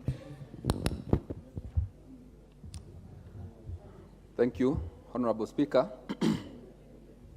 Honorable Speaker, the Honorable Beatrice Kemei, the County Member of Parliament for Kericho County, on 21st February 2023, sought a statement from the Chairperson, Departmental Committee on Labor, regarding sexual harassment of female workers in various tea estates in Kericho County.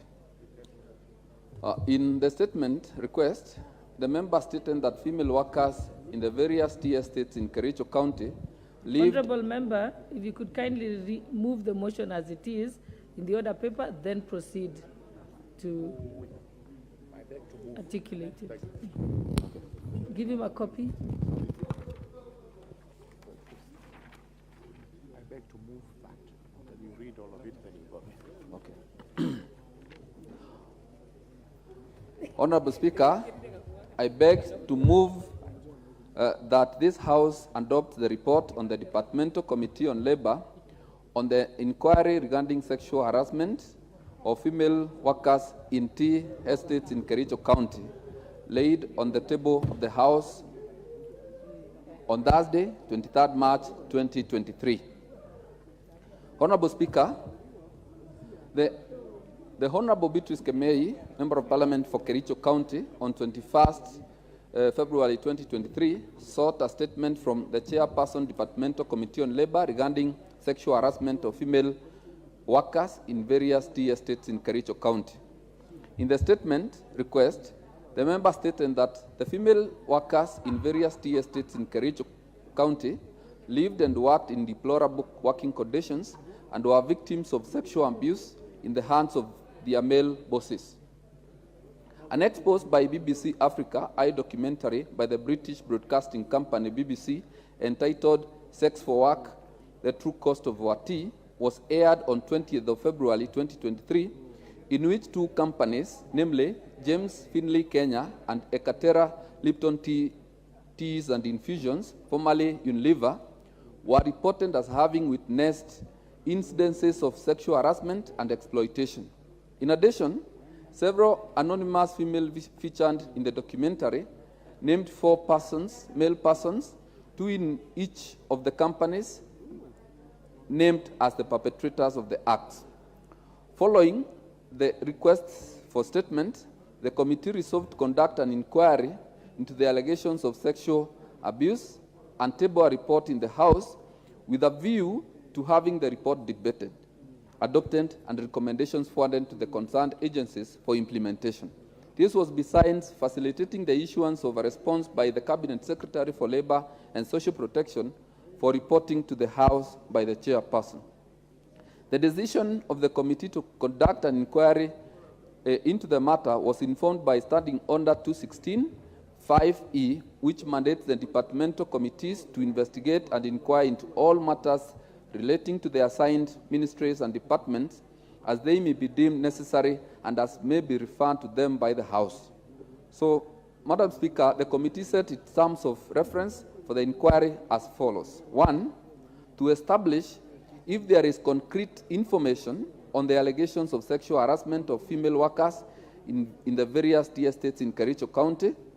2, to establish the measures the government is putting in place to protect the rights of female workers in these tea estates.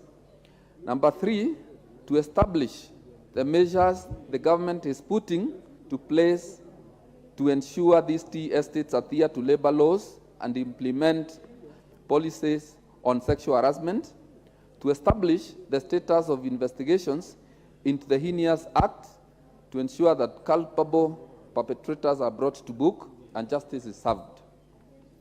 Madam Speaker, the committee carried out public participation in accordance with the requirements of the Article 118 of the Constitution of Kenya, 2010.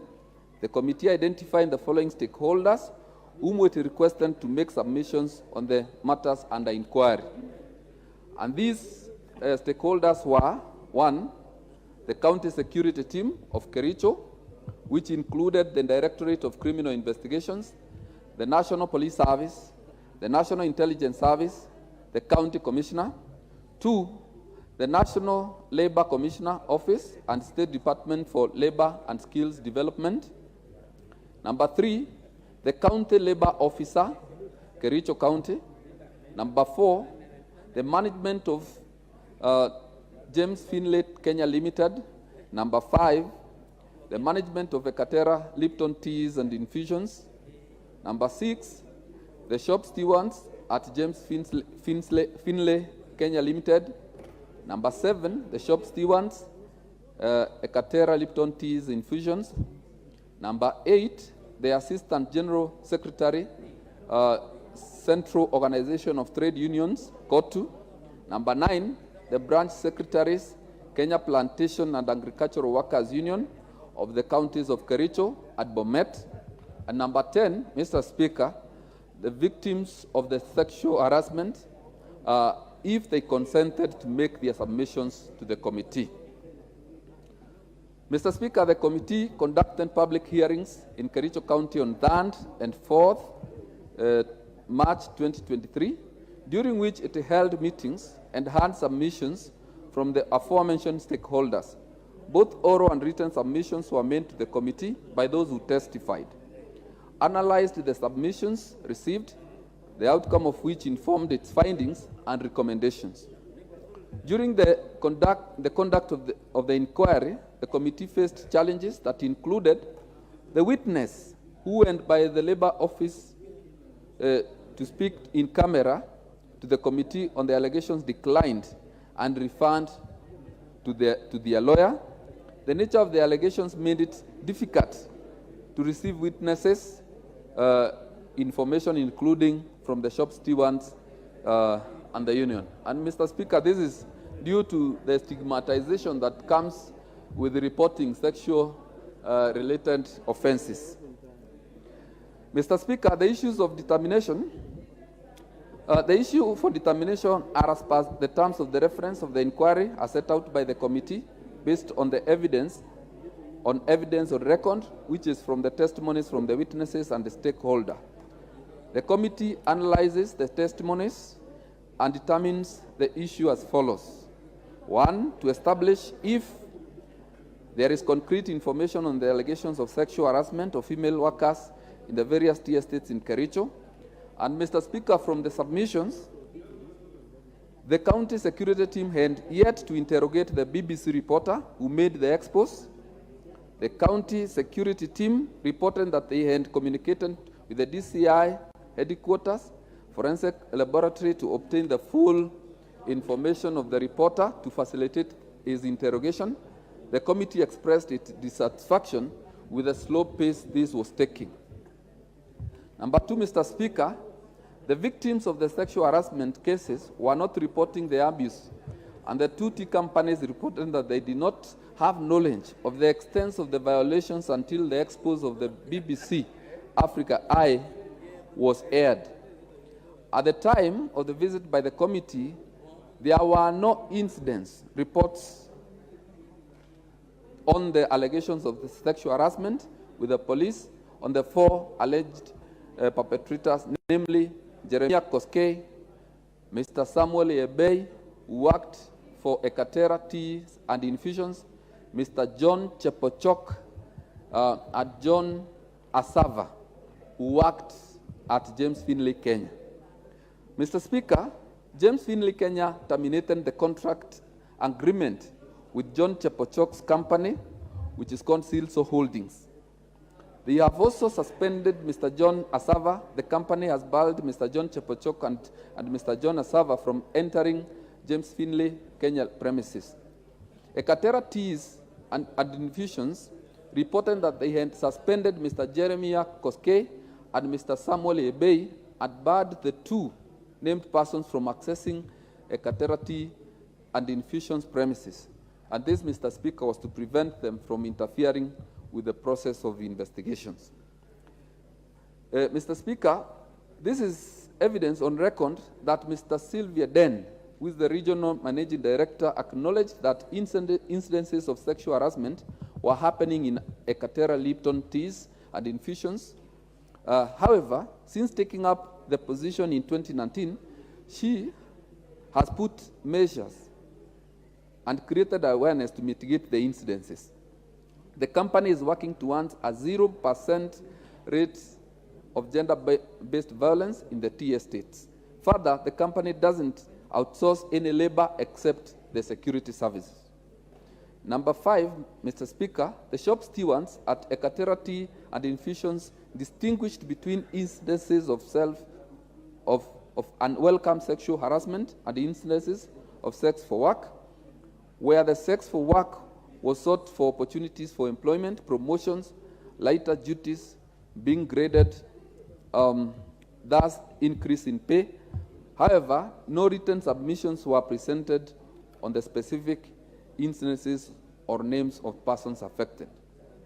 Mr. Speaker, the committee observed that although there are sexual harassment policies, trainings, and reporting channels available,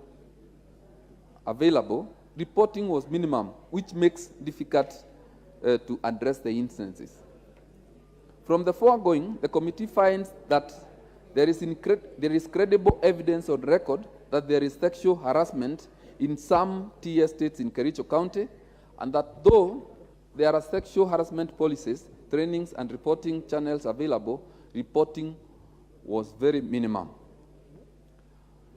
Number 2, Mr. Speaker, to establish the measures the government is putting in place to protect the rights of workers in these tea estates, the committee noted that there is gender office within the grounds of Kericho Police Station, whose independence was in question, having been funded by the James Finlay's Kenya Tea Estate. However, the county security team informed the committee that James Finlay only provided the funds for construction of the center. The center is fully manned by the police officers and is independent of the James Finlay Kenya Limited. The company, Mr. Speaker, handed that the community policing as an avenue of reporting information related to sexual harassment and abuse appear not to be very active, as the incidences of sexual harassment continued happening but not reported. The county security team submitted that there is the community policing and the Nyumba Kumi initiative at the ward level to enable the citizenry report various issues, including gender-based violence. Mr. Speaker, the effectiveness of the various channels put in place to deal with sexual harassment and abuse appears to be poor. Both James Finley and Ekatera submitted that all employees have access to reporting mechanisms, which include welfare committees, toll-free anonymous call numbers, bulk SMS messages for mass communication, use of notice boards, use of suggestion boxes, training of village committees on sexual harassment and other forms of abuse, among others. The company is committed to continuously improve the system. Mr. Speaker, we also noted, and this is important for the women leaders in this House to hear, that there are a few women in leadership positions at James Finley, Kenya. The composition of women leadership is at 25%, 29% at the lower management level, 19% at the higher management level, 6% at junior management level, and 24% at senior level management. James Finley management submitted that it conducts gender surveys and that there is continued effort to be female gender inclusive through management trainees programs for women and training of women in ICT. The criteria used to outsource labor services at James Finley was unclear. The company submitted that it conducts a pre-qualification exercise for the services. Services outsourced include labor, maintenance, and construction. However, it was disputed that by the labor unions who accused the company of directly procuring the services of the accused person's company called Silso Holdings. The committee also observed that the government has instituted measures to guard against sexual harassment abuses. These include the enactment of Sexual Offences Act and the Employment Act, the community policing, the presence of police station, labor and gender offices in counties, and other initiatives aimed at enabling women seek guidance on the rights and launch complaints against sexual harassment. The committee nonetheless noted that many women were not aware of the initiatives and therefore not making use of them. Mr. Speaker, on the issue of establishing the measures the government is putting in place to ensure that these tier states adhere to labor laws and implement policies on sexual harassment, the committee observed that there is a gap in the frequency of reporting the sexual harassment incidences despite the documented available reporting channels. There is a need for collaborative effort by the stakeholders, which are the labor department, the trade unions, the legislators, to come up with a clear and better framework for reporting. Number two, Mr. Speaker, the outsourcing of employees through contracts was a weak link in enforcing the sexual harassment policies. For instance, at James Finley, the alleged perpetrator, Mr. John Chepochok, owes Sislo Holding, a company contracted to provide contracted labor to James Finley. The contract company is in charge of performance and retention of employees. The competition for the available scarce employment opportunities for placement leaves the employees prone to exploitation and harassment. The committee resolved to initiate legislation to govern outsourcing of labor services. Mr. Speaker, Ekatera Tea and Infusions has 43% of female supervisors and managers, and we are working towards increasing the number to 50%. The committee commended this, but cautioned against discrimination against male gender competing for the same positions. Further, it advised that the influence and ability to effect change of the female supervisors and managers should be empowered to effectively root out the vice.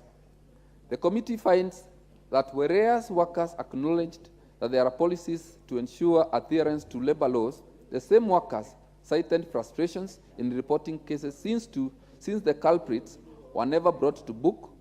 Consequently, many of them no longer report the cases to authorities. And lastly, Mr. Speaker, to establish investigations into the heinous acts and to ensure the culpable perpetrators are brought to book and justice, the committee noted that the investigations by the DCI into the allegations of sexual harassment and exploitation were progressing slowly. Further, the Kericho County Security Team reported that they are yet to interview the BBC journalist who made the documentary to receive any evidence on the incidences as reported in the documentary at the time of the visit of the committee. The 4 persons named in the documentary as the perpetrators had not been arrested nor charged in court of law since no victim had filed complaints against them to the police. The labor officer, Kericho County, did not report the frequency of their visits to the tea estates on matter sexual harassment. There is 1 labor officer in the whole county, and this may affect the quality and quantity of his visits.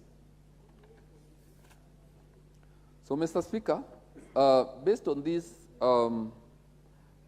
findings, the committee made a number of recommendations that the Directorate of Criminal Investigation should fast-track their investigations to identify the victims of the alleged sexual harassment and bring those culpable to book.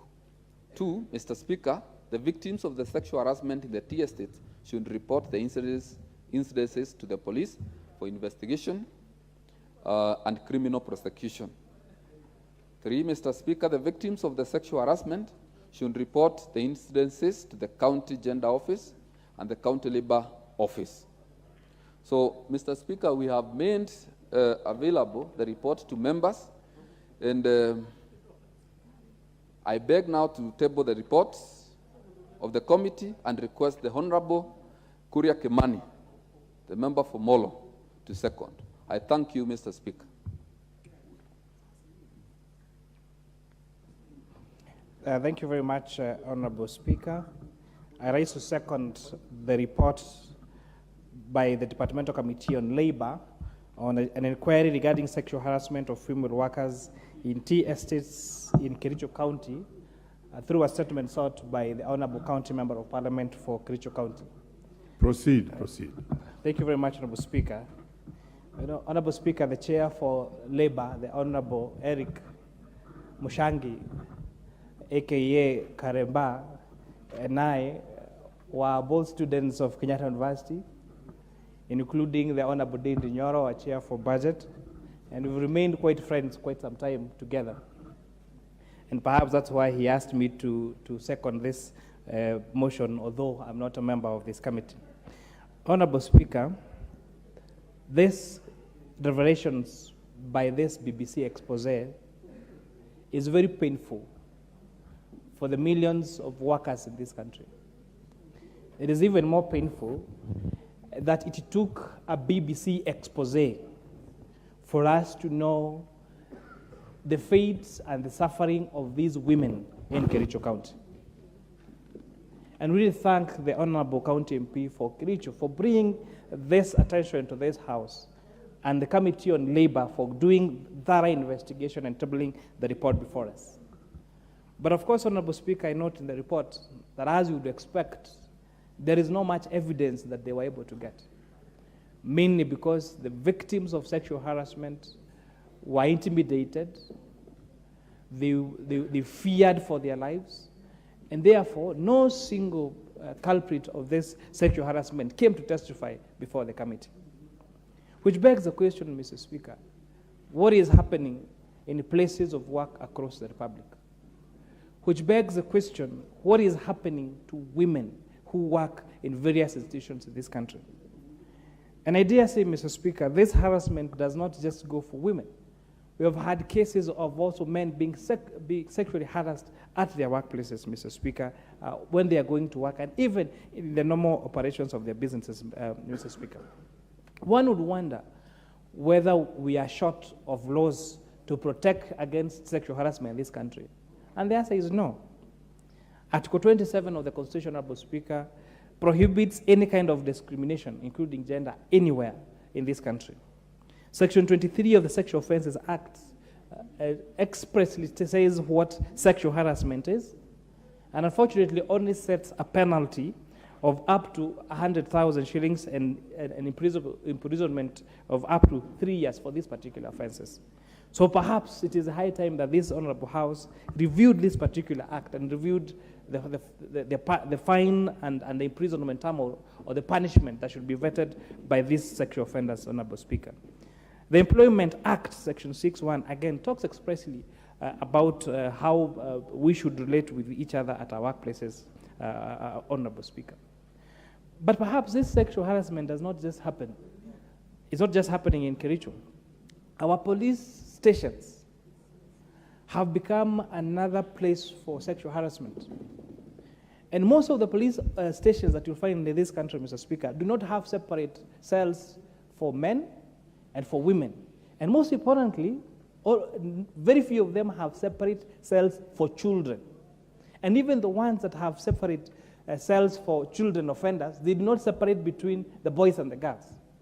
So you have a child offender who is arrested, who is taken to a police station, who is a boy, and is being kept in that polling station among other criminal men.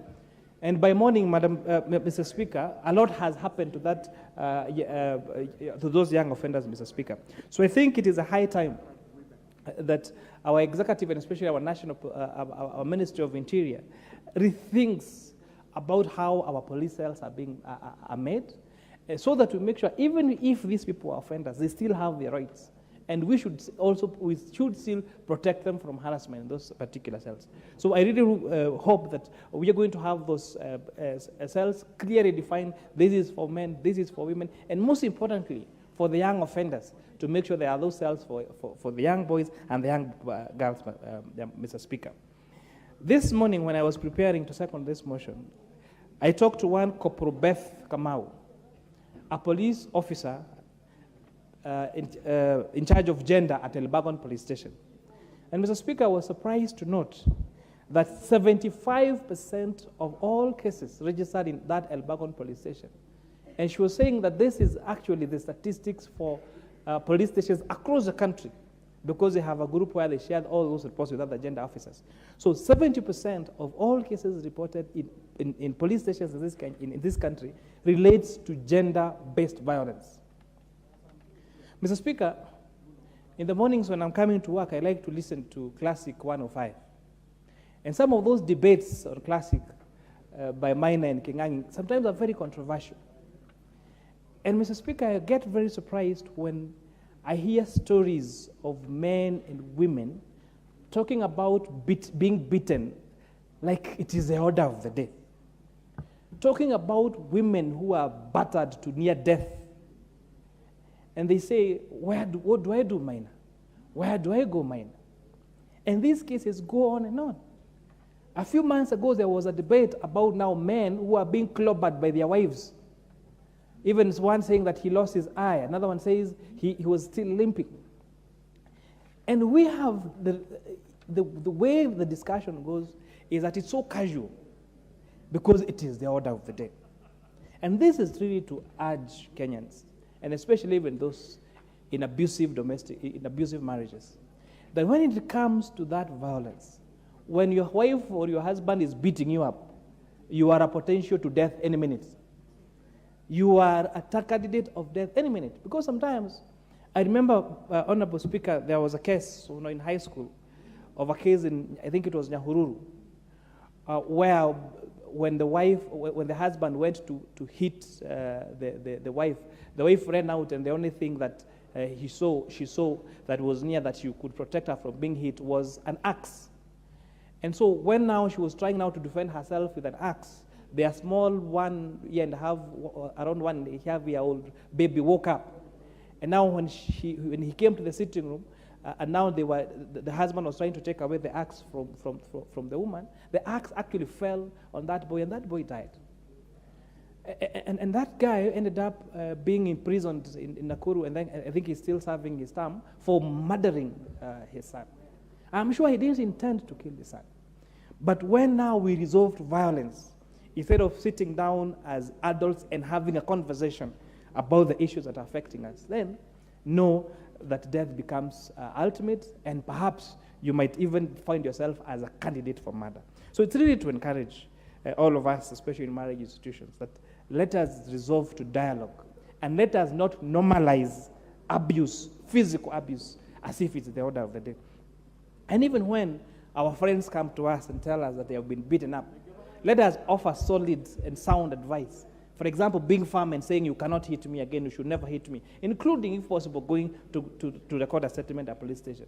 And not just to wait until they are killed by their spouses, and then we rush to the funeral in printed T-shirts of their photos, eulogizing them in house and saying how great those people are. Mr. Speaker,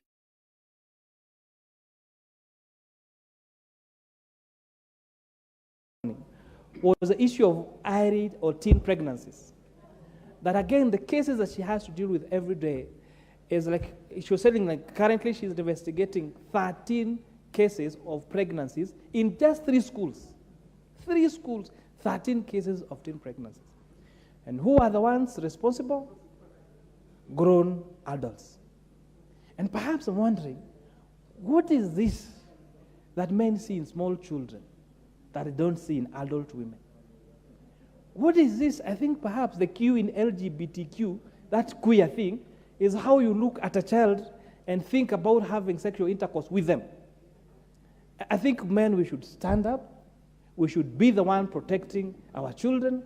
And this issue of having sex with underage children must stop, so that we protect our future generations. And with that, Mr. Speaker, I again support this great report by the Departmental Committee on Labor, as done by my friend, Honorable Eric. Thank you very much. Thank you. Honorable members, let me acknowledge the presence in the public gallery this afternoon of students from the very famous Precious Blood Rerouter from Dagoretti North constituency, Nairobi County. This is not a matter of discussion, but what is it, Honorable Lachi? Thank you, Mr. Speaker. Mr. Speaker, thank you for just allowing me to appreciate our girls' school. That is an excellent school in this country. But more importantly, just to say, Reruta Precious Blood Girls' School is a school that believes in a miniscore of 10. And we always appreciate that. I want to tell the girls, welcome to Parliament. Enjoy, but inspire yourself as you live here. Just pray that one day you will be in this house, either as a member of Parliament or even as a speaker of this Parliament.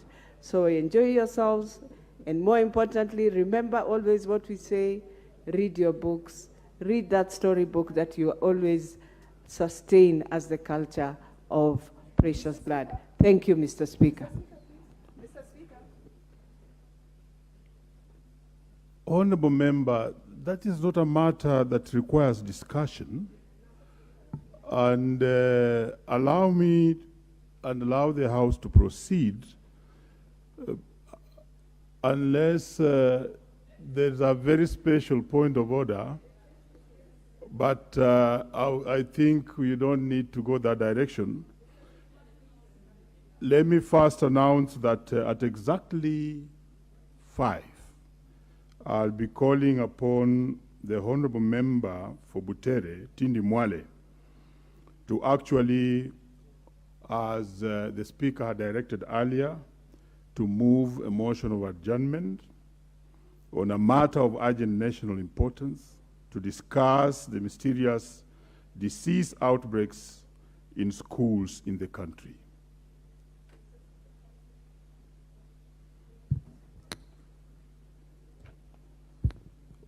Honorable members, I now propose the question that this House adopts the report of the Departmental Committee on Labor on the inquiry regarding sexual harassment of female workers in tea estates in Kericho County, laid on the table of the House on Thursday, 23rd March 2023. The first member to have a bite on this is Honorable Farah. Proceed. Mr. Speaker, I want to commend this committee for having done such a good job. Having said that, Mr. Speaker, it is a pity, 60 years after independence, with the blood of Samoei Ole Koitalel, the land that was grabbed and stolen from the Africans of this country is still owned by the same thugs who stole it. And today,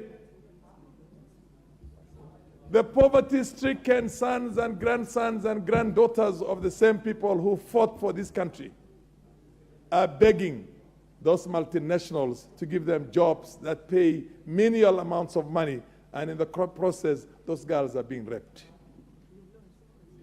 Mr. Speaker, not yet Uhuru.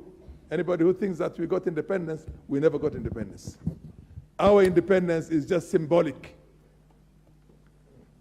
This country, where the Maasais who lost millions of acres have their land occupied by families, 150,000 kilometers of land is a ranch somewhere in Laikipia. The Delamayers have what you call, 600,000 or 1 million acres.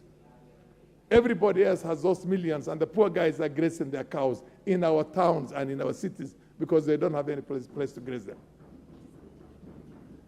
This government, Mr. Speaker, if it's not ready, as it calls itself the Hustler Nation, to go and make a compulsory acquisition of all these lands and distribute to the same farm workers who are being raped and harassed and given menial jobs and living a life of destitution. If it's not given to it, then it does not justify to be called a Hustler Nation.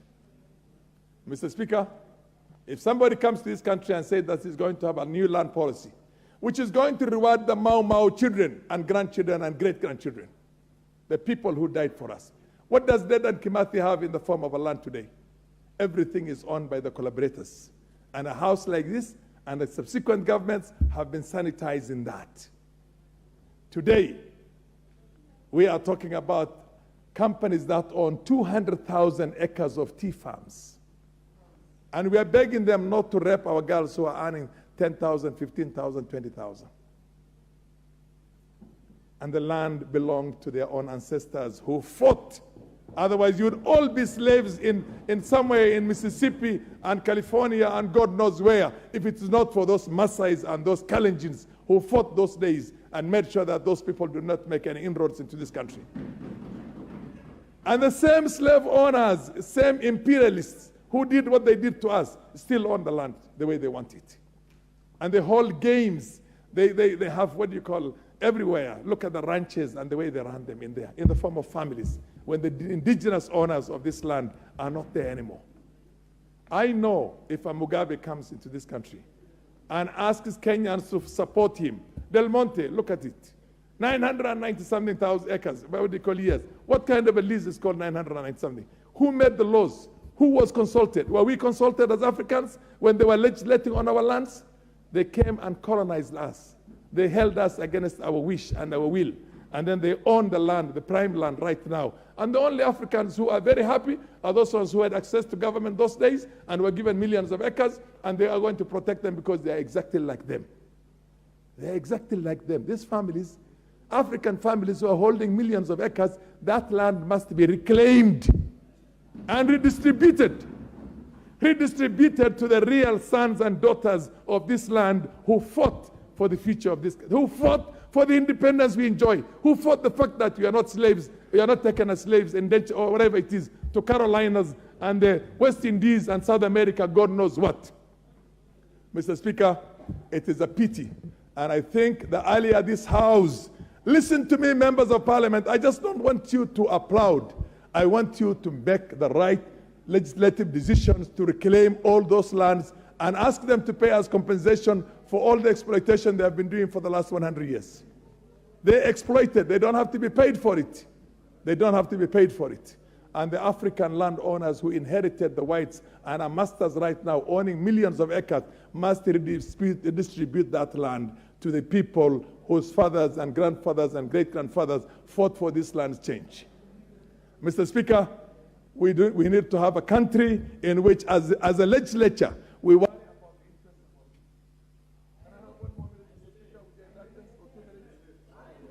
Please give him 1 minute. Okay. Mr. Speaker, and I'm imploding. I'm pleading with you, members of Parliament. I'm pleading with you, my brothers and sisters. I have been in this House 30 years ago, and I'm still there, and we are still suffering the way we were suffering 30 years ago.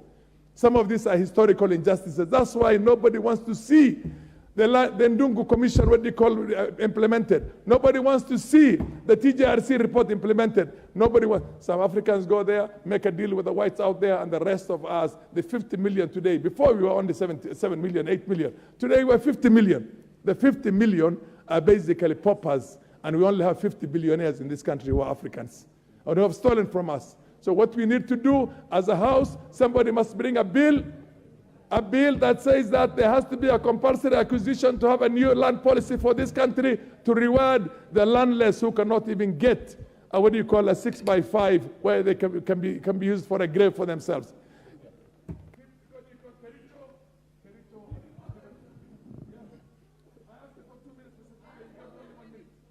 We have Honorable Farah, you have spoken very well on this matter.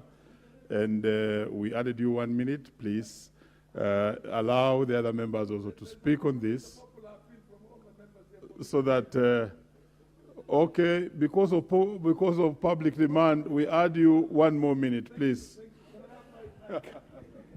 Can I have my mic? I will keep on it.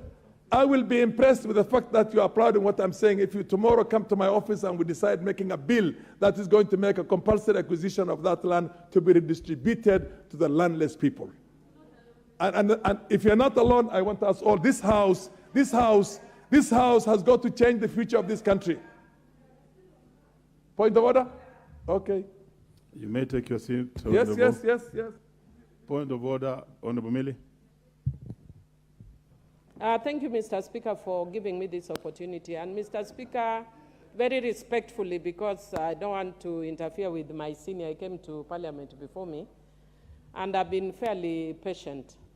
And as a human rights defender of women, I'm just wondering where land and women come from. The things he's talking about are very important, but we're talking about sexual harassment of women in Kericho Tea Estate. Whenever we have issues relating to women, we start identifying with the land, cars, chairs, mountains, and elephants. Mr. Speaker, where is the relevance of women being sexually harassed and land? As much that is important, can the honorable member bring a different motion on land ownership, and we'll support him. But right now, our concern is the issue of women harassment in Kericho Tea Estates. Stick to the rules of relevance, please. Thank you. The rules of relevance are there, Madam. Honorable Farah. I'll just finish, because you took my time. Let me just conclude. Honorable The rules of the relevance is that these people are working in land. They are being victimized because they are working on land and on farms, tea farms. So the synergy between, and they deserve to own that land themselves instead of becoming there something which is an indentured slaves and labor. So that is where the synergy is there. That is where the synthesis is there. These people need to take charge of that land themselves instead of becoming workers and with the land that was fought for and died for by their ancestors. Thank you. Very well. The Honorable Francis Sigei, Honorable Member for Sotik.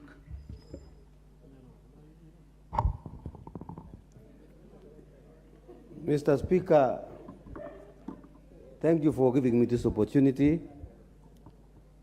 to also ventilate on this very serious issue. And Mr. Speaker, I rise to defend the rights of women. The issues which has been brought up by this motion by Honorable Beatrice Kemei has come at the right time. And Mr. Speaker, I know, I come from that region, and I know that there have been a lot of malpractices which have been going on in the tea estates. And Mr. Speaker, while I condemn what was reported in the BBC, I also would like to ask the government to take serious action on the perpetrators who are very brave to do what they were doing. And Mr. Speaker, this House must stand to defend our women. We have seen our women, because of poverty, Mr. Speaker, and because of the low pay being given by these tea estates, we would like to appeal to the government to look at particularly the issue of pay, how much they are paying the tea estates. Mr. Speaker, these women are surviving from hand to mouth. And they are the people who have children and they are suffering. Mr. Speaker, I would like to see the perpetrators taken to court. And the law must take its course. Mr. Speaker, I have seen many of these issues being raised. But you see, for a long time, Mr. Speaker, these issues have been put under the carpet. People I want to thank the people who did this thing. But at the same time, Mr. Speaker, I want to regret that one of those people who revealed these malpractices in the tea estates was killed. I don't know by who. And it's very sad that people who are bringing out issues which are supporting and actually empowering our women are the ones who meet some serious criminal activities. And Mr. Speaker, I really sympathize with that, for the family of that man who was killed. And Mr. Speaker, as I conclude, I would like to support the honorable member and thank her for this wonderful job. And Mr. Speaker, we would like to go further and look at the issues of land law and labor laws in the tea estates with a view to changing them so that it can be friendly to the workers, not only women, even men, Mr. Speaker. Even men that the estates are also suffering, but they don't talk about these things.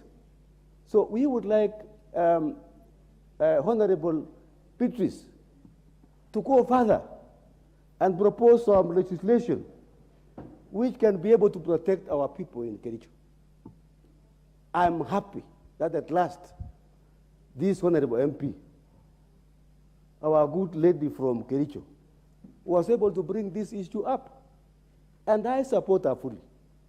And Mr. Speaker, I am requesting her to go ahead and look at the legislation which can assist, protect our people who are poor in these areas.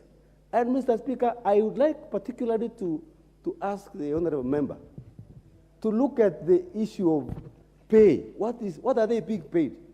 How much do they earn per day? I think, Mheshimiwa, I would like, through the chair, through the speaker, I would like to see legislation. Go further, Mheshimiwa, and let us have legislation. Mr. Speaker, I beg to support. Very well. The Honorable Gabriel Kagomba. Kagombe of Gatundu South, he is not in the House. Next is the Honorable Peter Kihungi Kangema. Proceed. Okay, thank you, Mr. Speaker. I start to support the report on the investigation that the government should take up the investigations. One thing I want to say that I'm a member of Labour Committee, and also I was one of the team that went. And Mr. Speaker, it's so painful as you watch the people and the women who are working in those estates. They live as if they don't live in this country, whereby there is no law, there is nobody who is there to care for them. They seem extremely helpless. Because, Mr. Speaker, as we were trying to interrogate on the issues, when you went on the site to start talking to somebody maybe whereby he feels as if he's secure, nobody will be able to notice. They give you stories of how the person who has been given the contract, the contract for labor, how he misuses those women. We are told that whenever he has a desire for a woman, he doesn't have to take a lodge because the estates has forests they have forests that are man-made for wood for boilers. They usually do sex with women inside those forests. Therefore, the thing is so abhorrent, and I think, as we are putting it, it's not as easy as we can see.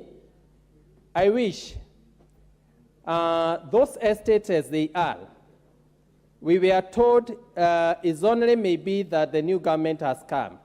They could not allow anybody to access those estates. We got a letter the BBC wrote. The BBC, before it aired the exposure, they wrote to the companies and gave them the evidence and the issues that has been raised by the person who was about to do the story. When they got that information, they did not care. They did not even answer. They did not even try to manage the exposure because they knew the government will do nothing and nothing will happen to them because they are in control. Mr. Speaker, when we met the DCIs, the labor people, they were defending the tea estates. When we met them at a town, in a meeting where we met at the county commissioner's office, they were defending the tea estates.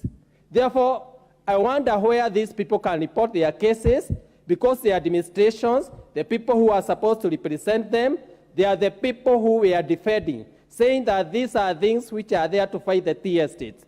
But when you get to the real issue, you discuss with the women, we discuss with the men, we discuss with the shop stewards, where they tell you, even if we give you the evidence, do not expose us because we'll be sacked. Therefore, what I wish to say is that as the report has come, whatever was aired, that's the truth.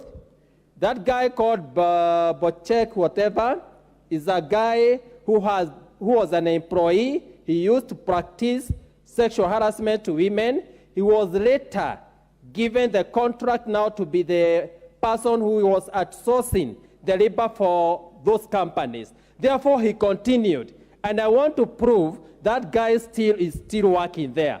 Therefore, what I want to say is that those people are helpless. The government is doing nothing. The administration allowed Kericho. We can't say they will help those people. The DCI, the labor, they were defending them.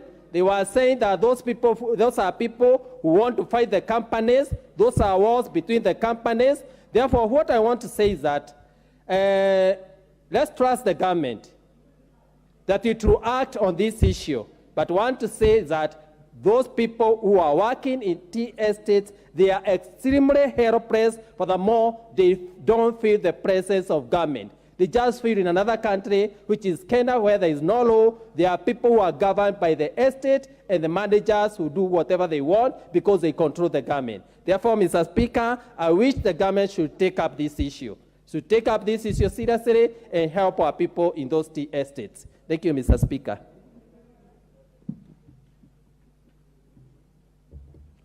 Very well, the Honorable Julius Ole Sunkuli.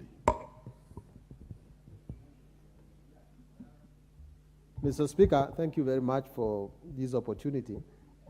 And I speak about Kericho because when I first became a magistrate, that's where I was posted. And the lifeline of Kericho is the tea estates. Without the tea estates, Mr. Speaker, there is no Kericho. The Kericho, I think, today is one of the most beautiful places in Kenya. You compare it with Limuru, which is also very beautiful. And the economy of Kericho has always been the tea estate. And it has not just benefited the people of Kericho in terms of employment.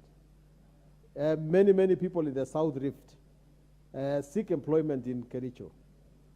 And I think, Mr. Speaker, it is very, very important that we make this point, because this report that has been tabled shows that there has been a problem, and there is a problem with respect to those who go to seek employment in Kericho.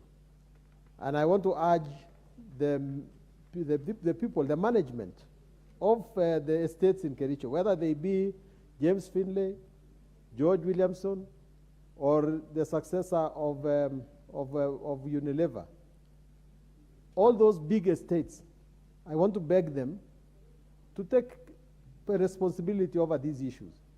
Even before the policemen are invited to this investigation, the estates themselves should look into this matter, because that is the place, the destination of many of our people, and the livelihoods of our people rely, on these estates. And Mr. Speaker, I want to urge the honorable members that if we want our people to continue working in Kericho, in the tea estates in Kericho, let us desist from thinking that one day when we subdivide the estates in Kericho, life will be better. In fact, it is like going to slay the chicken that lays, or rather the goose that lays the golden egg. I personally stand to say that let us protect the estates the way they are. If you leave it to these, to our people, Mr. Speaker, many things happen. In Kericho itself, another employer, used to be called Tea Hotel, was very good when it was run by those estates. Then our people agitated and said, we want these companies to be out of Tea Hotel. And that was the jewel of the South Rift. Today, there is no Tea Hotel. Our good African people messed it up.